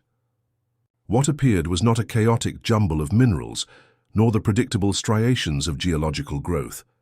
Instead, within the heart of the object, unfurled geometries that defied expectation. Lines, nodes, interwoven lattices and curves repeating with uncanny precision. At first glance they looked like crystalline growths, yet their alignments seemed too exact, their rhythms too deliberate. The longer one looked, the less it resembled rock, and the more it resembled blueprint. To see inside the stone was to glimpse an alien order. There were channels that branched and rejoined, like wires etched into silicon. There were loops within loops, nested as though to amplify or regulate flow. There were repeating motifs, spirals, grids, honeycomb-like matrices, that echoed the language of circuits, yet scaled down to dimensions so fine they seemed written into the atoms themselves. Nature was capable of astonishing symmetries, yes, but never had scans of any mineral produced something so unyieldingly regular. The images suggested not the accidents of geology, but the deliberations of design. The scientists gathered around. The displays hesitated to speak the word circuitry. To do so was to risk ridicule, to trespass into territory dismissed as pseudoscience. And yet, each mind present felt the same tug. Here was matter that mirrored machines. One physicist described it softly, almost in apology. "It looks like the fossil of an idea." Another whispered, "No, it looks like the plan of something yet unfinished." The analogy that circulated most widely in the weeks that followed was simple, but haunting. The stone was like a broken key with no lock. It contained hints of function, the suggestion of purpose, but divorced from the larger whole. Its meaning was fragmented. To call it a machine seemed premature. To call it natural seemed evasive. What it truly was lay in the twilight between categories, neither artifact nor accident, but something stranger, blueprint incarnate. In long nights of debate, scientists and engineers tried to map its inner geometries against the catalogue of human design. They overlaid its lattice against microchips, against transmission grids, against theoretical models of quantum computers. Resonances appeared. Certain angles mirrored the branching of superconductive circuits. Certain loops echoed the resonant cavities used in particle accelerators. There were even motifs resembling the spirals of DNA, not identical but suggestive, as though the stone contained not one kind of order, but many, collapsed together. This multiplicity of resemblance fueled endless speculation. Was the stone a fragment of a machine? If so, what machine? A tool, a weapon, a transmitter? Or was it not a fragment at all, but a complete unit whose purpose eluded recognition, like a compass in the hands of a child who knows north exists but cannot yet conceive? Of navigation?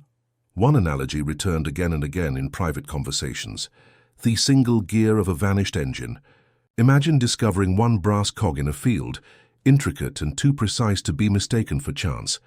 From it alone one might deduce the existence of a greater mechanism, something vast, now lost. The stone was that cog. Its geometries were its teeth, meshing invisibly with components no longer present. The question was, what kind of engine had once required such a part? The difficulty lay not only in interpretation, but in humility. Human minds, conditioned to see patterns, were vulnerable to interpretation bias. Psychologists warned against pareidolia, the tendency to see faces in clouds, order in randomness.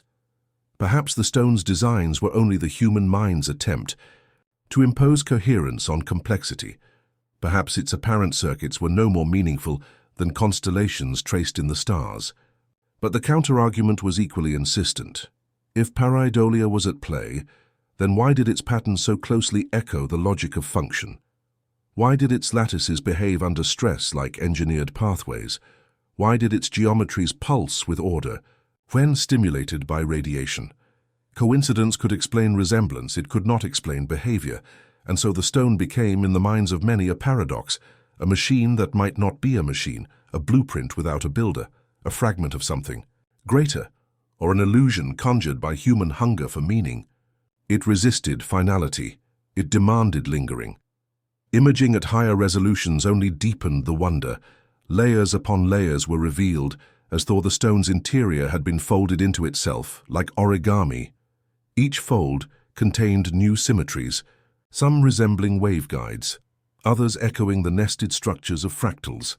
It was a labyrinth of order, endlessly self-similar, endlessly elusive.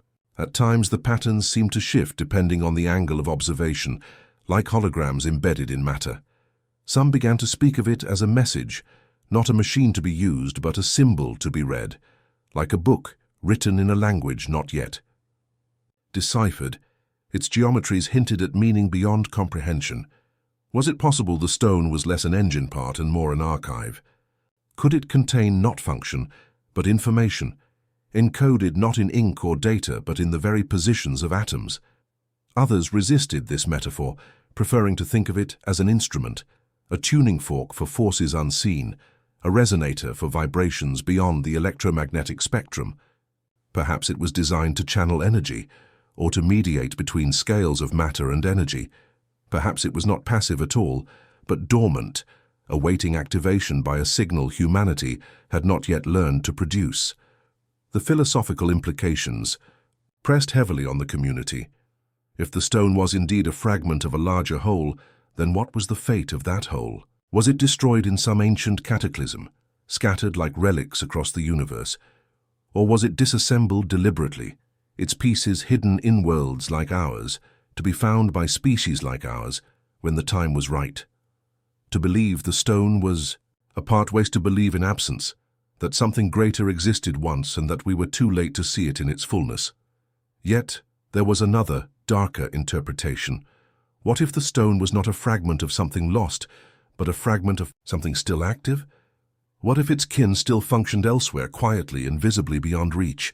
Then the stone was not only blueprint, but beacon, a signal that we were now brushing against architectures far older, far vaster than human history. The debates were passionate, sometimes furious, often unresolved. Physicists brought their models, engineers their schematics, philosophers their metaphors, mystics their visions. And yet amid the cacophony, the imagery that stayed, the one metaphor that haunted every mind, was simple: the stone as blueprint of the impossible. It was the sketch of an engine without an inventor, a design for a device no one could build, a reminder that intelligence, somewhere, sometime, had already walked paths humanity had not yet imagined.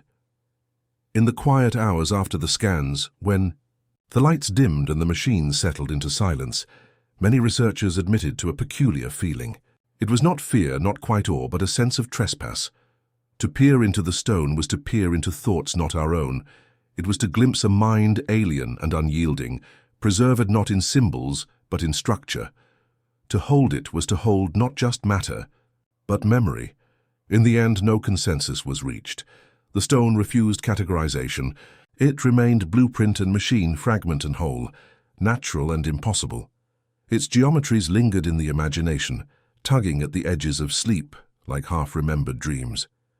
To some, it was an unfinished key. To others, a whisper from the bones of the universe. And to all, it was proof that the boundary between accident and design, between geology and technology, between the known and the unknowable, was far thinner than anyone had dared believe. The stone endured, silent but eloquent, blueprint of the impossible. a relic that refused to be only relic. It sat in its chamber, patient, inscrutable, its patterns glowing faintly in the minds of those who looked too long. And each who left the lab carried the same question with them into the dark. If this is the blueprint, what then was the machine? The longer the stone remained under study, the more it resisted all attempts at earthly explanation. Geology could not account for its impossible symmetries. Physics struggled to categorize its atomic behaviors. Even engineering, the very field it seemed to echo most closely, could not translate its geometries into any recognizable function. Theories rose and fell with the rhythm of tides, but none held ground for long. And so, inevitably, the gaze of inquiry lifted, beyond Earth, beyond history, toward the wide and waiting cosmos. Thedea was not new. Ever since the first whisper of unnatural order had been attached to the stone, some had murmured of other worlds. At first, these suggestions were dismissed, brushed aside as unworthy of serious attention, but as conventional explanations failed as the stone's mystery deepened rather than diminished, the murmurs grew louder. What if the stone was not of this world? What if its blueprint of the impossible bore the signature not of geology but of intelligence, an intelligence beyond the human? Scientists are cautious people, by training, allergic to leaps that cannot be supported by evidence. Yet in quiet conversations, even the most skeptical admitted the same thing. If such a thing as an alien artifact were ever to exist, it would look very much like this. A fragment small enough to be overlooked, but intricate enough to unsettle. A piece of technology divorced from its parent machine, its meaning dangling forever just out of reach. Parallels to known extraterrestrial matter were quickly drawn. Meteorites, for instance, have long carried with them a whiff of the otherworldly. Some have contained amino acids, the building blocks of life. Others have displayed alloys not easily explained by earthly processes. The famous Tunguska event in Siberia in 1908 still stirs debates about whether the sky exploded from a comet or something stranger. And then there are the mysterious interstellar visitors, asteroids like Oumuamua, whose elongated shape and peculiar acceleration sparked furious arguments about whether it was natural debris or an engineered probe. The stone, some suggested, belonged to this lineage of enigmas, a messenger from elsewhere misunderstood as geology until seen up close. The arguments took on a fevered intensity. If the stone was an alien artifact, then what did that mean? Had it fallen to Earth by accident, torn from some passing craft in ancient days? Or was it placed deliberately, seeded here like a puzzle meant to be found only when our science had matured enough to notice? Was it the equivalent of a cosmic calling card tucked inside the folds of our planet, like a note left under a door? Such speculations thrilled the public's imagination. News outlets, once cautious, began to publish stories under headlines edged with wonder. Alien relic? Mystery stone resists earthly explanation. Overnight, the stone became not merely an academic puzzle but a cultural one. Forums lit up with debates, ranging from the sober to the fantastical. Some claimed it was a piece of a crashed ship. Others insisted it was a fragment of machinery placed here in antiquity, its parent structure long since dissolved into myth. A few suggested darker possibilities. Surveillance, even experiment. Was the stone an eye upon us or a seed planted to grow when the time was ripe? Within the scientific community, the reactions were more divided. Some warned against the slide into fantasy. To call it alien, they argued, was to surrender to ignorance. Better to admit we did not yet understand than to cloak our confusion in extraterrestrial myth. But others replied that the evidence itself demanded the question be asked. The stone's patterns did not fit Earth's story, and when Earth fails, the cosmos waits. To widen the context, researchers examined Earth's own deep history of anomalies. Ancient objects sometimes surface from the ground that seem to defy chronology. Spheres of metal with grooves too regular to be natural, artifacts encased in coal or stone. Most are explained eventually, but some linger, resisting categorization. Could the stone be kin to these? Could it be part of a lineage of interventions, brief touches of hands not human, scattered across epochs? The idea provoked an intoxicating awe, one that blurred the line between science and myth. Imagine for a moment that humanity is not alone in its intelligence. Imagine that others, older and vaster, have walked paths of knowledge that we have, not yet glimpsed. If they left us relics, small, cryptic, but enduring, what better form could they take than something like the stone? A fragment indestructible by time, yet whispering with design. A thing we would only begin to notice once our own machines had grown intricate enough to recognize kinship. The stone became, in this light, less a mystery and more a mirror. Its existence asked not just what it was, but what we were becoming. Were we now at the threshold where other intelligences might begin to acknowledge us? Were we children fumbling with the broken toy of a parent long gone? Or were we trespassers, brushing against technologies never meant for our hands? The possibility of contact, direct or indirect, haunted every conversation. If the stone was indeed alien, then it was evidence of presence, past or ongoing, and presence implied encounter. What if there were more stones still undiscovered? What if Earth itself was seeded with them, hidden like pearls in the bedrock, awaiting discovery? Each possibility widened the scope of awe until it seemed the sky itself leaned closer, listening. Skeptics, however, pushed back with vigor. Extraordinary claims require extraordinary evidence, they repeated like a mantra. To leap from unexplained patterns to extraterrestrials was not science, but longing. Humanity has always yearned for the heavens, always projected faces onto the stars. The stone was no different, they argued, an accident of perception, magnified by our hunger for wonder. Yet even skeptics admitted uneasily that the parallels were striking. The line between caution and dismissal grew thinner by the day. Philosophers entered the debate, reminding both sides that alien did not necessarily mean external. Perhaps the stone was not from another planet, but from another dimension of reality itself. Perhaps the architects were not extraterrestrials, but interdimensional intelligences whose sense of space and time differed radically from ours. If so, the stone was not a meteorite, but a keyhole, through which a vaster reality bled faintly into ours. The imagery that flourished in the public mind was unmistakable. Earth as one among countless worlds, brushed in passing by civilizations whose scale dwarfed ours. Civilizations that could sculpt atoms as clay, fold matter into labyrinths of order, leave behind relics whose purposes we could barely imagine. The stone was not merely an object, it was a gesture. A signpost, a silent admission that we were not the first to dream of machines, not the first to carve blueprints into the heart of matter. For some, this realization was exhilarating. To imagine alien architects was to imagine kinship in the cosmos, a reassurance that intelligence is not unique but universal. For others, it was deeply unsettling. If they exist, then where are they now?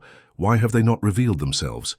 The stone, rather than a beacon of welcome, could just as easily be a relic of abandonment. Perhaps the architects had moved on, leaving Earth as one might leave behind a discarded tool. The debate swelled beyond science into theology. Clerics spoke of angels, of fallen stars, of divine messengers whose artifacts lie hidden in plain sight. Mystics saw in the stone the echo of forgotten gods. A few radicals declared it proof of seeding, that humanity itself was an engineered project, shaped by those who scattered such stones as markers of their work. Theories tangled with myths, each reflecting the same central awe. We might not be alone and never have been. Yet beneath the swirl of speculation, one image held steady.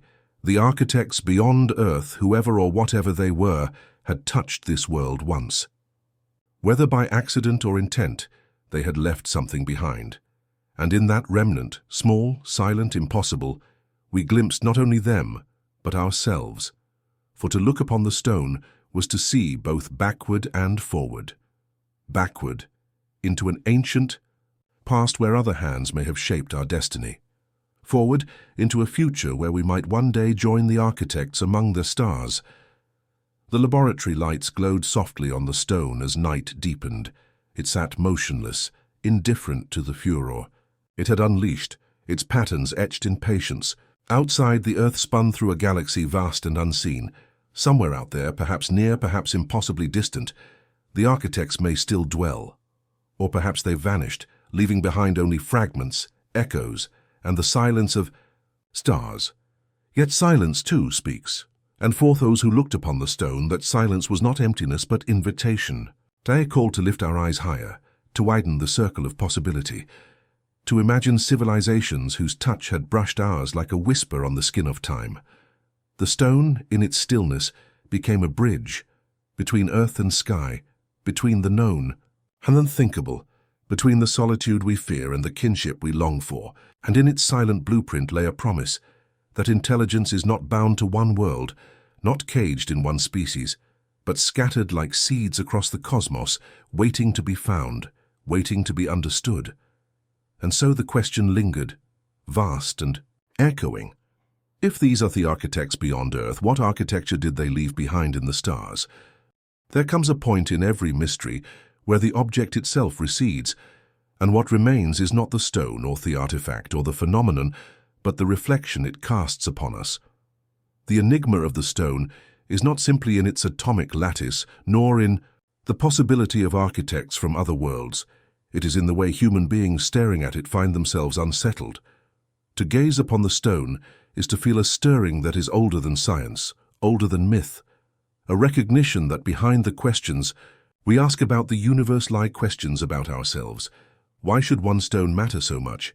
Why should it, among the countless pebbles and fragments scattered across the planet, ignite arguments, inspire dreams, divide skeptics from believers, and draw the gaze of philosophers and poets alike? The answer, perhaps, is not in the stone. That all. The answer is in us. Human beings are creatures of questions. From the first moment firelight flickered on cave walls, we have looked at the world and asked, why? Why does the sun rise? Why do the stars scatter across the night like a pattern we cannot yet read? Why do we live, and why do we die? Every culture, every age, every language has carried these questions forward, shaping them into myth, into religion, into science. And when the world places before us something that does not fit, something that resists being explained, it awakens that most ancient hunger in us, the hunger to know. The stone unsettles because it is not simply an object, it is a reminder of the limits of our understanding. It whispers that the world is stranger than we can account for, that beneath the surface of the ordinary lies something we have not yet named. For some, that whisper is exhilarating. For others, it is terrifying. But for all, it is unforgettable. History is full of such mirrors. When our ancestors found fossils of creatures they could not comprehend, they spun tales of dragons. When eclipses darkened the sky, they saw omens. When comets flared, they imagined divine messengers or harbingers of doom. Each unexplained phenomenon became a stage upon which human imagination danced, projecting fears and hopes, telling stories not so much about the cosmos as about ourselves. The stone, in this sense, belongs to an old lineage of mysteries, not because it tells us who the architects were, but because it shows us who we are when confronted with the unknown. What does it show us? It shows us our restlessness, our inability to leave a question unanswered. It shows us our yearning for connection, for kinship beyond the borders of our small planet. It shows us the paradox at the heart of the human mind, that we both crave certainty and thrive on wonder. When the stone resists explanation, some rage at its silence while others fall in love with its mystery. This divide is itself deeply human. There are those who seek closure, who cannot rest until the circle of knowledge is complete. For them, the stone is an irritant, a flaw in the weave of reason that must be repaired. And there are those who delight in the unfinished, who see in the stone's resistance an invitation to dream endlessly. For them, it is not an answer that matters, but the question itself and the way it keeps the imagination alive. But the stone also reveals something subtler, our longing for meaning. It is not enough for us to know what something is. We want to know why. Why here? Why now? Why us? We do not simply want to classify the stone. We want it to tell us a story that ties into our own. Whether we imagine it as an alien artifact, a divine sign, or a natural wonder, what we are really doing is weaving it into the tapestry of human identity. The stone matters because we make it matter. In its silence we project our voices, and here is where the meditation deepens. For the stone, in truth, is indifferent. It does not care whether we label it artifactor, accident, sacred relic, or scientific anomaly. It sits unmoved, while we circle it with words and theories, pouring into it the contents of our restless hearts. In this way, it functions as a mirror. We do not see the stone. We see ourselves reflected upon it, magnified by mystery. Consider the way myths have always used objects as mirrors. The Holy Grail is less about a cup than about purity and longing. Excalibur is less about a sword than about rightful kingship. The Philosopher's Stone in alchemy is less about matter than about transformation of the soul. Each object becomes a vessel, carrying not only its physical form, but the weight of human meaning. So too with this stone. Whether alien or earthly, natural or designed, it has become a grail of our age, not because of what it is, but because of what we have chosen to see in it. And what we see above all is our desire to transcend. To look upon the stone is to feel, however faintly, that we might be part of something larger, that we are not alone in the cosmos, or that our lives, brief as they are, touch upon mysteries. Vast and enduring, in its strangeness the stone whispers of possibility, that the universe is not a closed book, that the final word has not been written, that we are still at the beginning of the story. But the reflection is not only cosmic, it is also intimate. On the smallest scale, the stone confronts us with mortality. Why do we care so much about meaning? Because we know we are finite. Our lives are short, our days numbered, and so we long to anchor them in something lasting. The stone, which seems to carry an intelligence or order beyond time, offers a kind of anchor. To connect ourselves to it, even imaginatively, is to borrow a fragment of eternity. This is why the stone unsettles us so deeply. It reveals our vulnerability. We are meaning makers, yet we stand before a universe that does not answer. We speak into the silence, and the silence echoes back only our own voices. The stone reminds us that we are small, fragile, fleeting. And yet, it also reminds us that in our smallness lies something extraordinary, the ability to wonder, to question, to reach beyond ourselves. Philosophers have long argued that the essence of being human is not in what we know, but in what we seek. We are, as Pascal wrote, reeds that think, fragile, easily broken, but conscious. The stone magnifies this truth. It is not the solution that makes us human, it is the pursuit. Even if the stone is never explained, its value lies in the way it has made us ask, the way it has stirred our imagination, the way it has shown us to ourselves.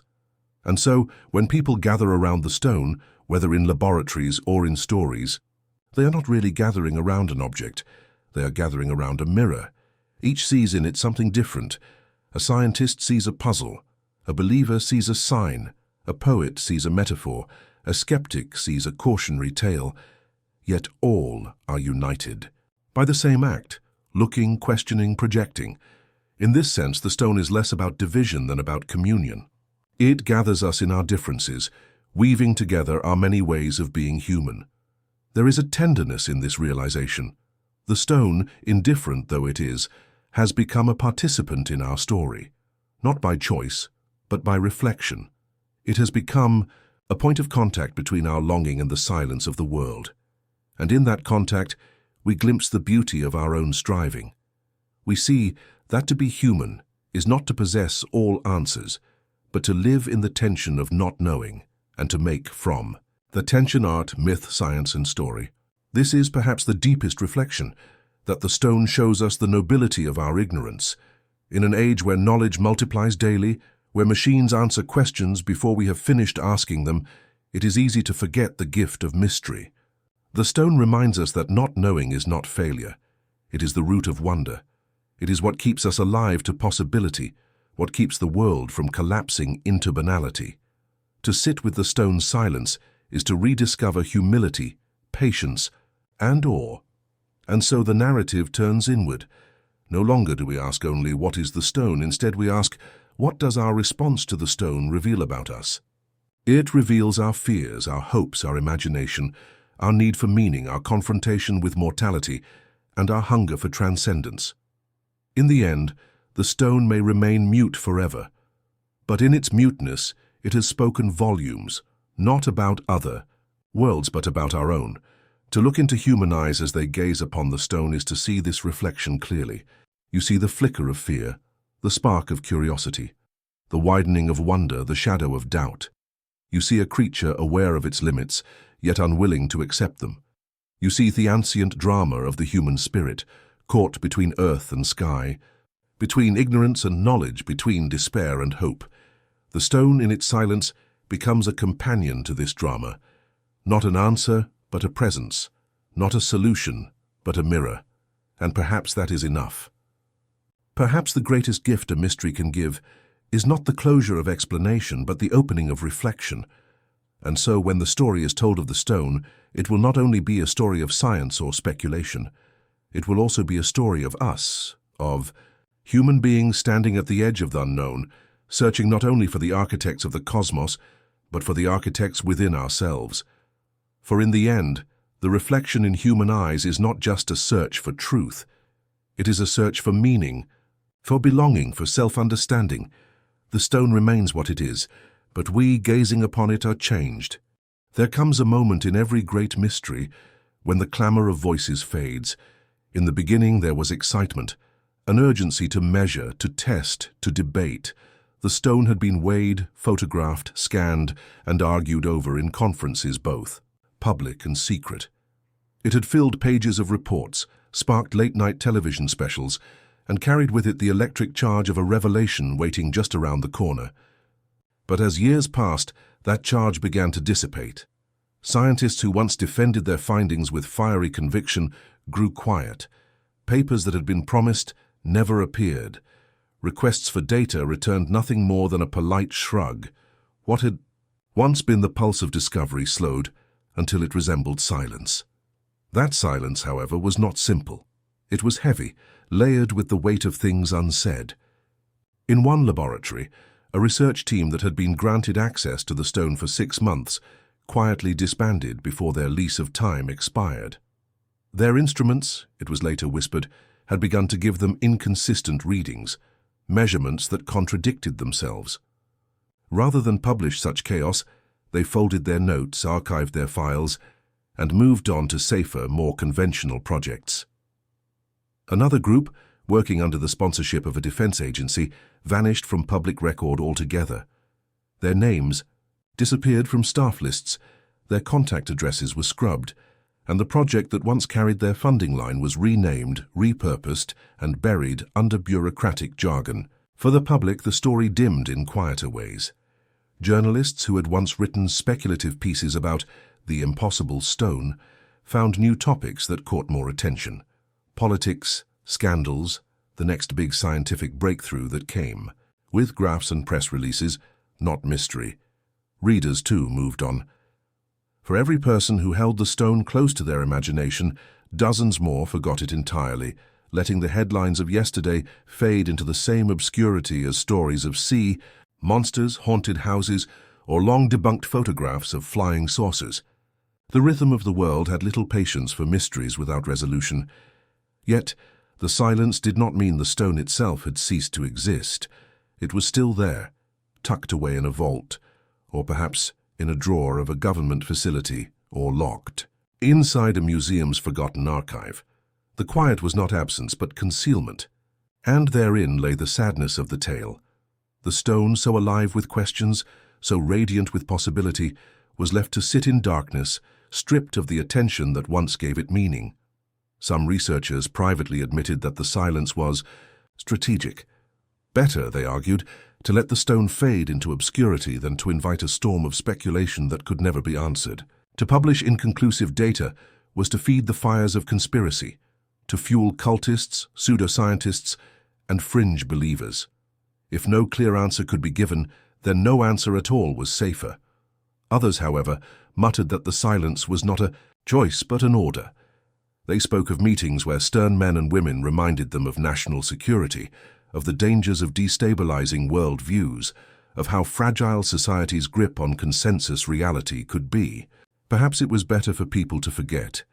Perhaps ignorance was a form of protection. But forgetting has a cost. The silence itself became its own kind of testimony. The absence of reports, the missing papers, the vanished data, they whispered, louder than any discovery. What could be so unsettling, so disruptive, that silence was preferable to speech? For those holingered on the mystery, this was the question that gnawed at the edges of thought. If the stone had turned out to be a simple geological oddity, if its signals were proven to be mere instrument error, if its crystalline structures were explained away by a natural process, it would have been published, written up, filed away, as another solved puzzle in the great ledger of science. But no such explanation came, only silence. And so the stone entered the strange limbo of forgotten anomalies, joining the ranks of artifacts and phenomena that once flashed bright in public. Imagination only to sink into obscurity. The bygone pipes, the Antikythera mechanism before it was understood. The spheres of Klerksdorp, each had their season of attention before fading into shadows, where only enthusiasts and true believers kept their names alive. But unlike those, the silence around this stone felt thicker, almost deliberate, as though hands unseen pressed it down, ensuring it stayed hidden. The narration of this fading carries a melancholy, for it reflects something deeply human. We live in an age where attention is the currency of reality. What is not seen, not spoken, not trending, may as well not exist. The stone's mystery was not defeated by knowledge. It was defeated by time and forgetfulness. Humanity's gaze moved elsewhere. The world's memory, so vast and yet so fickle, allowed it to sink beneath the waves of history.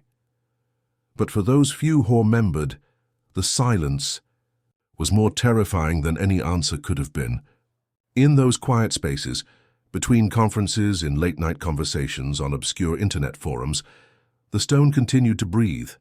People wondered if it was still pulsing with faint signals in some guarded vault. They wondered if it was studied, under stricter secrecy, or if it was forgotten even by its keepers, gathering dust in a warehouse like some relic from a forgotten expedition. Perhaps it still hummed, still whispered in the language of crystals, still carried the assonance of something older than the earth itself. Perhaps no one was listening anymore.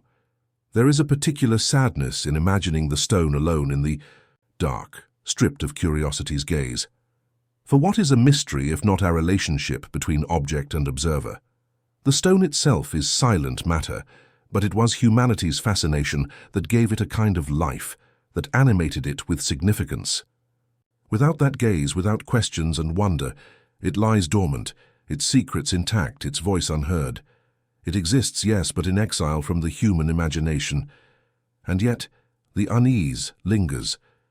The story closes softly, like a lullaby that does not resolve, because the stone's existence is not undone by silence. It remains. Whether or not scientists publish, whether or not governments speak, whether or not the public remembers, the stone endures, holding its secrets. Silence cannot erase it. Silence cannot undo its weight, its strangeness, its impossible presence in time and matter. For those who think on it, the silence becomes a paradox. If the stone is meaningless, why bury it? If it is dangerous, why not destroy it? If it is wondrous, why not celebrate it? The fact that none of these paths are taken, that instead it is swallowed by silence, suggests something deeper, a truth too vast, too disruptive, or too incomprehensible to be shared.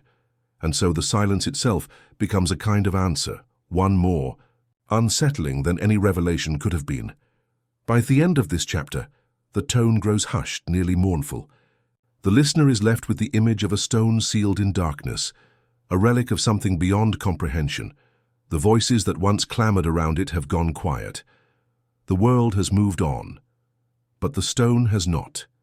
It is still there, humming softly, holding its impossible story, waiting for the moment when someone will once again lift it into the light. The lullaby ends, but the silence does not. The stone sits in silence as it always has. It does not speak, it does not move, it offers no answers, and yet it has unsettled everything around it.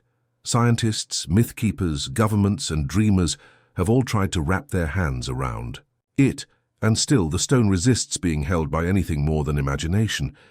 It is an object that should not exist, and yet it does, lodged stubbornly in the folds of human history like a splinter that cannot be removed.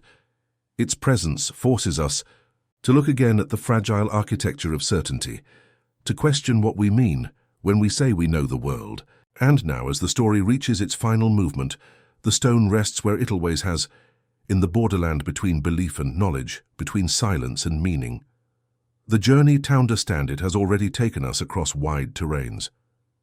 In the eye to cold laboratories where crystalline lattices glowed, too precise to be natural, scientists whispered about artificial origins. Under the lenses of particle physicists, it shimmered with strange behaviors that hinted at engineered intention. In the hushed corridors of official reports, its signals were documented and then erased, leaving only the uneasy silence of vanished data. Myths across cultures remembered it before science could name it. Sky stones, star gifts, voices frozen in mineral. Collectors and thieves tried to hold it, but the stone slipped through human hands, leaving a wake of accidents, misfortunes, and disappearances. Each chapter of its life seemed to underline one truth: the stone was not passive. It acted onus, or at least it bent the narratives we told around it, until it became less an object and more a question. That question is not just about the stone. It is about us. Why do we strain so hard to explain what may never yield an explanation? Why does a single anomaly unseat centuries of certainty? Perhaps it is because beneath all our progress, there lingers the suspicion that we have not yet begun to scratch the surface of what is real. The stone embodies that suspicion. It is an object both solid and spectral, both undeniable and incomprehensible. It weighs heavily in the hand, yet it floats like a dream in the imagination. Its paradox becomes a mirror for human longing, the longing to know, the longing to belong to something larger than ourselves, the longing to find meaning even when meaning refuses to be given. And so, what is the stone that shouldn't exist? One answer is that it is simply a geological accident, a rare arrangement of matter that mimics intention, but is in fact only chance. This is the answer skeptics prefer, for it allows them to fold the anomaly back into the safety of the known world. Butchance, however powerful, cannot erase the sense of design that radiates from its crystalline lattice, nor can Itzelence, the faint pulses recorded by instruments, the structured rhythms that appear to be signals in disguise. If it is only chance, then chance itself must be far stranger, far more capable of invention than we have ever allowed ourselves to imagine. Another answer is that the stone is a relic, the surviving fragment of a civilization erased from memory. If Atlantis, Lemuria, or other forgotten cultures ever did exist, their legacy may lie hidden in artifacts such as this, small survivals of knowledge lost in catastrophe. In this view, the stone is not alien but deeply human, a testament to the fragility of memory and the cycles of rise and fall that shape civilizations. To hold it is to hold not only stone but silence, the silence of voices swallowed by time. Yet even this explanation falters, for no record, no ruin, no echo in the archaeological record quite accounts for its impossible properties. It becomes a relic without a history, a fragment of a puzzle whose greater image has vanished. Then comes the bolder speculation that the stone is not of this earth at all. Perhaps it is the work of hands or minds beyond our own species, beyond our planet. To entertain this is to step into cosmic awe, to imagine civilizations so advanced that what seems impossible to us is ordinary to them. Meteorites fall often enough, but none hum with signals, none bear the precise geometries of technology. If the stone is alien, then it is not simply an artifact, it is a message. Whether forgotten, abandoned, or left intentionally, it would stand as proof that we are not alone, and that intelligence, once it reaches a certain threshold, leaves behind signatures carved not in words, but in matter itself. Yet this explanation, too, drifts into silence, for no direct evidence has ever confirmed it, and the world prefers certainties it can measure. But perhaps the stone is none of these things. Perhaps it is not about chance or lost civilizations or alien architects. Perhaps the true strangeness lies in us. Perhaps the stone exists to remind us of the limits of our categories. We want the world to fit into boxes, natural or artificial, ancient or modern, real or myth. But the stone sits uneasily across those borders, refusing to be claimed by any one narrative. Its greatest power may not be what it is, but what it does, how it unsettles, how it forces us to think, how it keeps alive the space between certainty and wonder. In that sense, the stone is not a puzzle to be solved, but a teacher of humility. This is where its truest meaning may lie. For centuries, humanity has sought mastery over the world, reducing mystery to data, folding wonder into explanation. And yet, again and again, there are stones like this, stones that resist, stones that demand silence as much as speech. They remind us that the universe is not obliged to be transparent. They remind us that knowledge has an edge, and beyond that edge lies the unknown, infinite and waiting. The stone becomes a threshold, and to approach it is to step into that threshold, with respect, even reverence. And so the stone remains, neither solved nor forgotten, neither explained nor dismissed. It endures in the quiet spaces of rumor, in the unmarked shelves of hidden archives, in the stories whispered across generations. Its physical presence may be locked away, but its true life is in imagination. Each time someone asks, "What if it is real?" the stone is reborn. Each time someone wonders, "What does it mean?" the stone speaks again, not in signals or pulses, but in the language of curiosity itself. Perhaps in the end, the stone is not the problem. Perhaps reality itself is. For reality, as we name it, is nothing more than the story we tell about what is possible. The stone breaks that story. It cracks the smooth narrative of science and myth alike, forcing us to admit that the world still harbors impossibilities. And maybe that is the lesson we must carry forward, that impossibility is not the enemy of truth, but its most faithful companion.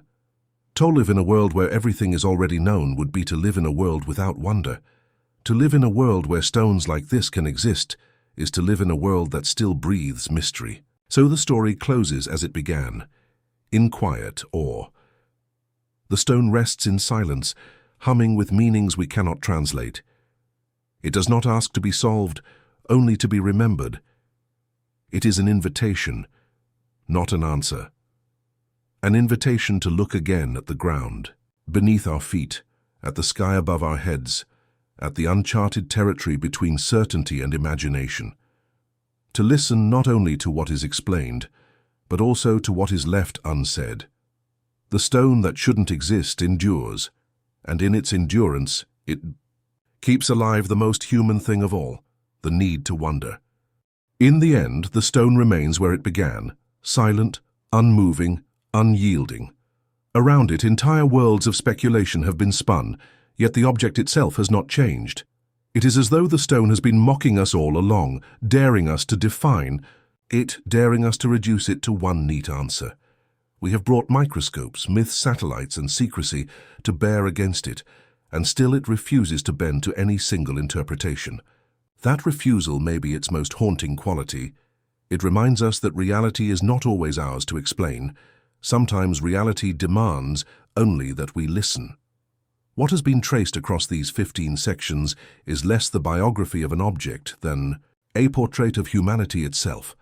Scientists, with their tools and theories, have tried to measure it into submission, only to discover that their instruments could not contain its strangeness. Governments, fearing what it might reveal, or fearing the public's reaction, chose silence, burying reports under layers of secrecy.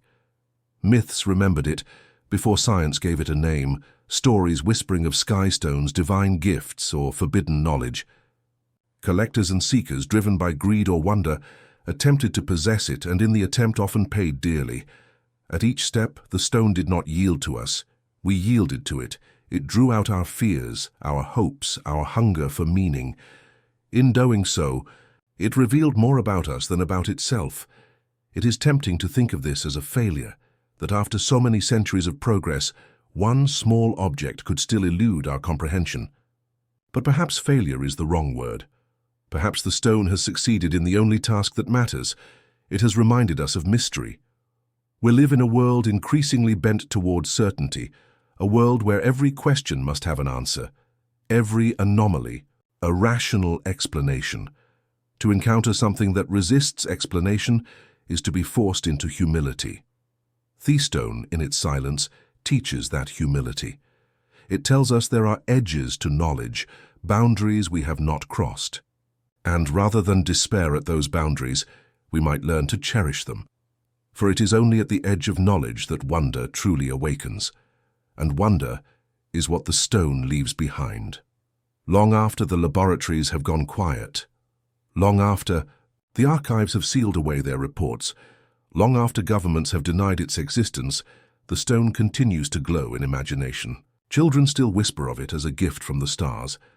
Elders remember it as a forbidden thing, too dangerous to speak of openly. Dreamers trace its shape in sketchbooks and write poems about its silence. In every retelling, in every new attempt to make sense of it, the stone lives on. It is no longer just a mineral body locked in some hidden vault. It has become an idea, and ideas are harder to bury than any artifact. What does it mean that such an object exists at all? If we are honest, it means that our categories, natural and artificial, ancient and modern, myth and fact, are fragile constructions. The stone slips between them as though they are paper walls. For some, this is intolerable. It must be explained, contained, reduced. For others, this is liberating. It means that reality is larger than the maps we draw of it. It means that wonder is not extinct, that the world still harbors impossibilities, and impossibilities are the soil in which imagination grows. Perhaps then the stone's greatest gift is not knowledge but invitation. It invites us to keep looking, to keep asking, to keep wondering. It invites us to resist the complacency of certainty, to remember that the ground beneath our feet may yet hold secrets we cannot imagine. It invites us to live in awe, to recognize that mystery is not a problem to be solved, but a companion to be kept. The stone should not exist, and yet it does. That paradox is its truth, and perhaps it is also ours. For what is humanity if not a species defined by its relationship to the impossible? We dream of flight long before we build wings. We imagine journeys to the stars long before rockets carry us there. We speak of gods, spirits, and worlds unseen because we know instinctively that the visible is never the whole. The stone in its silence reminds us of this instinct. It stands as proof that the impossible is not an illusion, but a horizon, always receding, always calling us forward. And so we arrive at the final truth, which is not really a truth, but a question. Perhaps the stone is not the problem at all. Perhaps the problem is our understanding of reality itself. Reality, after all, is only the story we tell about what exists. The stone does not fit that story, and so we are left unsettled. But instead of forcing the stone into our story, perhaps we should allow our story to expand. Perhaps reality is more flexible, more fluid, more filled with wonder than we have dared to admit. In that expansion lies not despair, but possibility. The stone will outlast us. Long after our debates are forgotten, long after our instruments have rusted, long after our civilizations have risen and fallen, the stone will remain, humming its silent music, waiting for new eyes to discover it. And when they do, they too will ask the same questions, and they too will be left in awe. That is the true endurance of the stone, not its material, but its mystery. So we close where we began, in quiet awe. The stone rests in silence, impossibility, wrapped. In certainty, certainty undone by impossibility. It asks for nothing but attention. It gives nothing but wonder. And in that wonder, we find something deeper than answers. We find the reminder that mystery is not meant to be solved, but lived. The stone that shouldn't exist does exist, and in its existence it calls us to remain seekers in a world still overflowing with the unknown. That is its gift, its challenge, and its haunting presence, a mystery that refuses to sleep.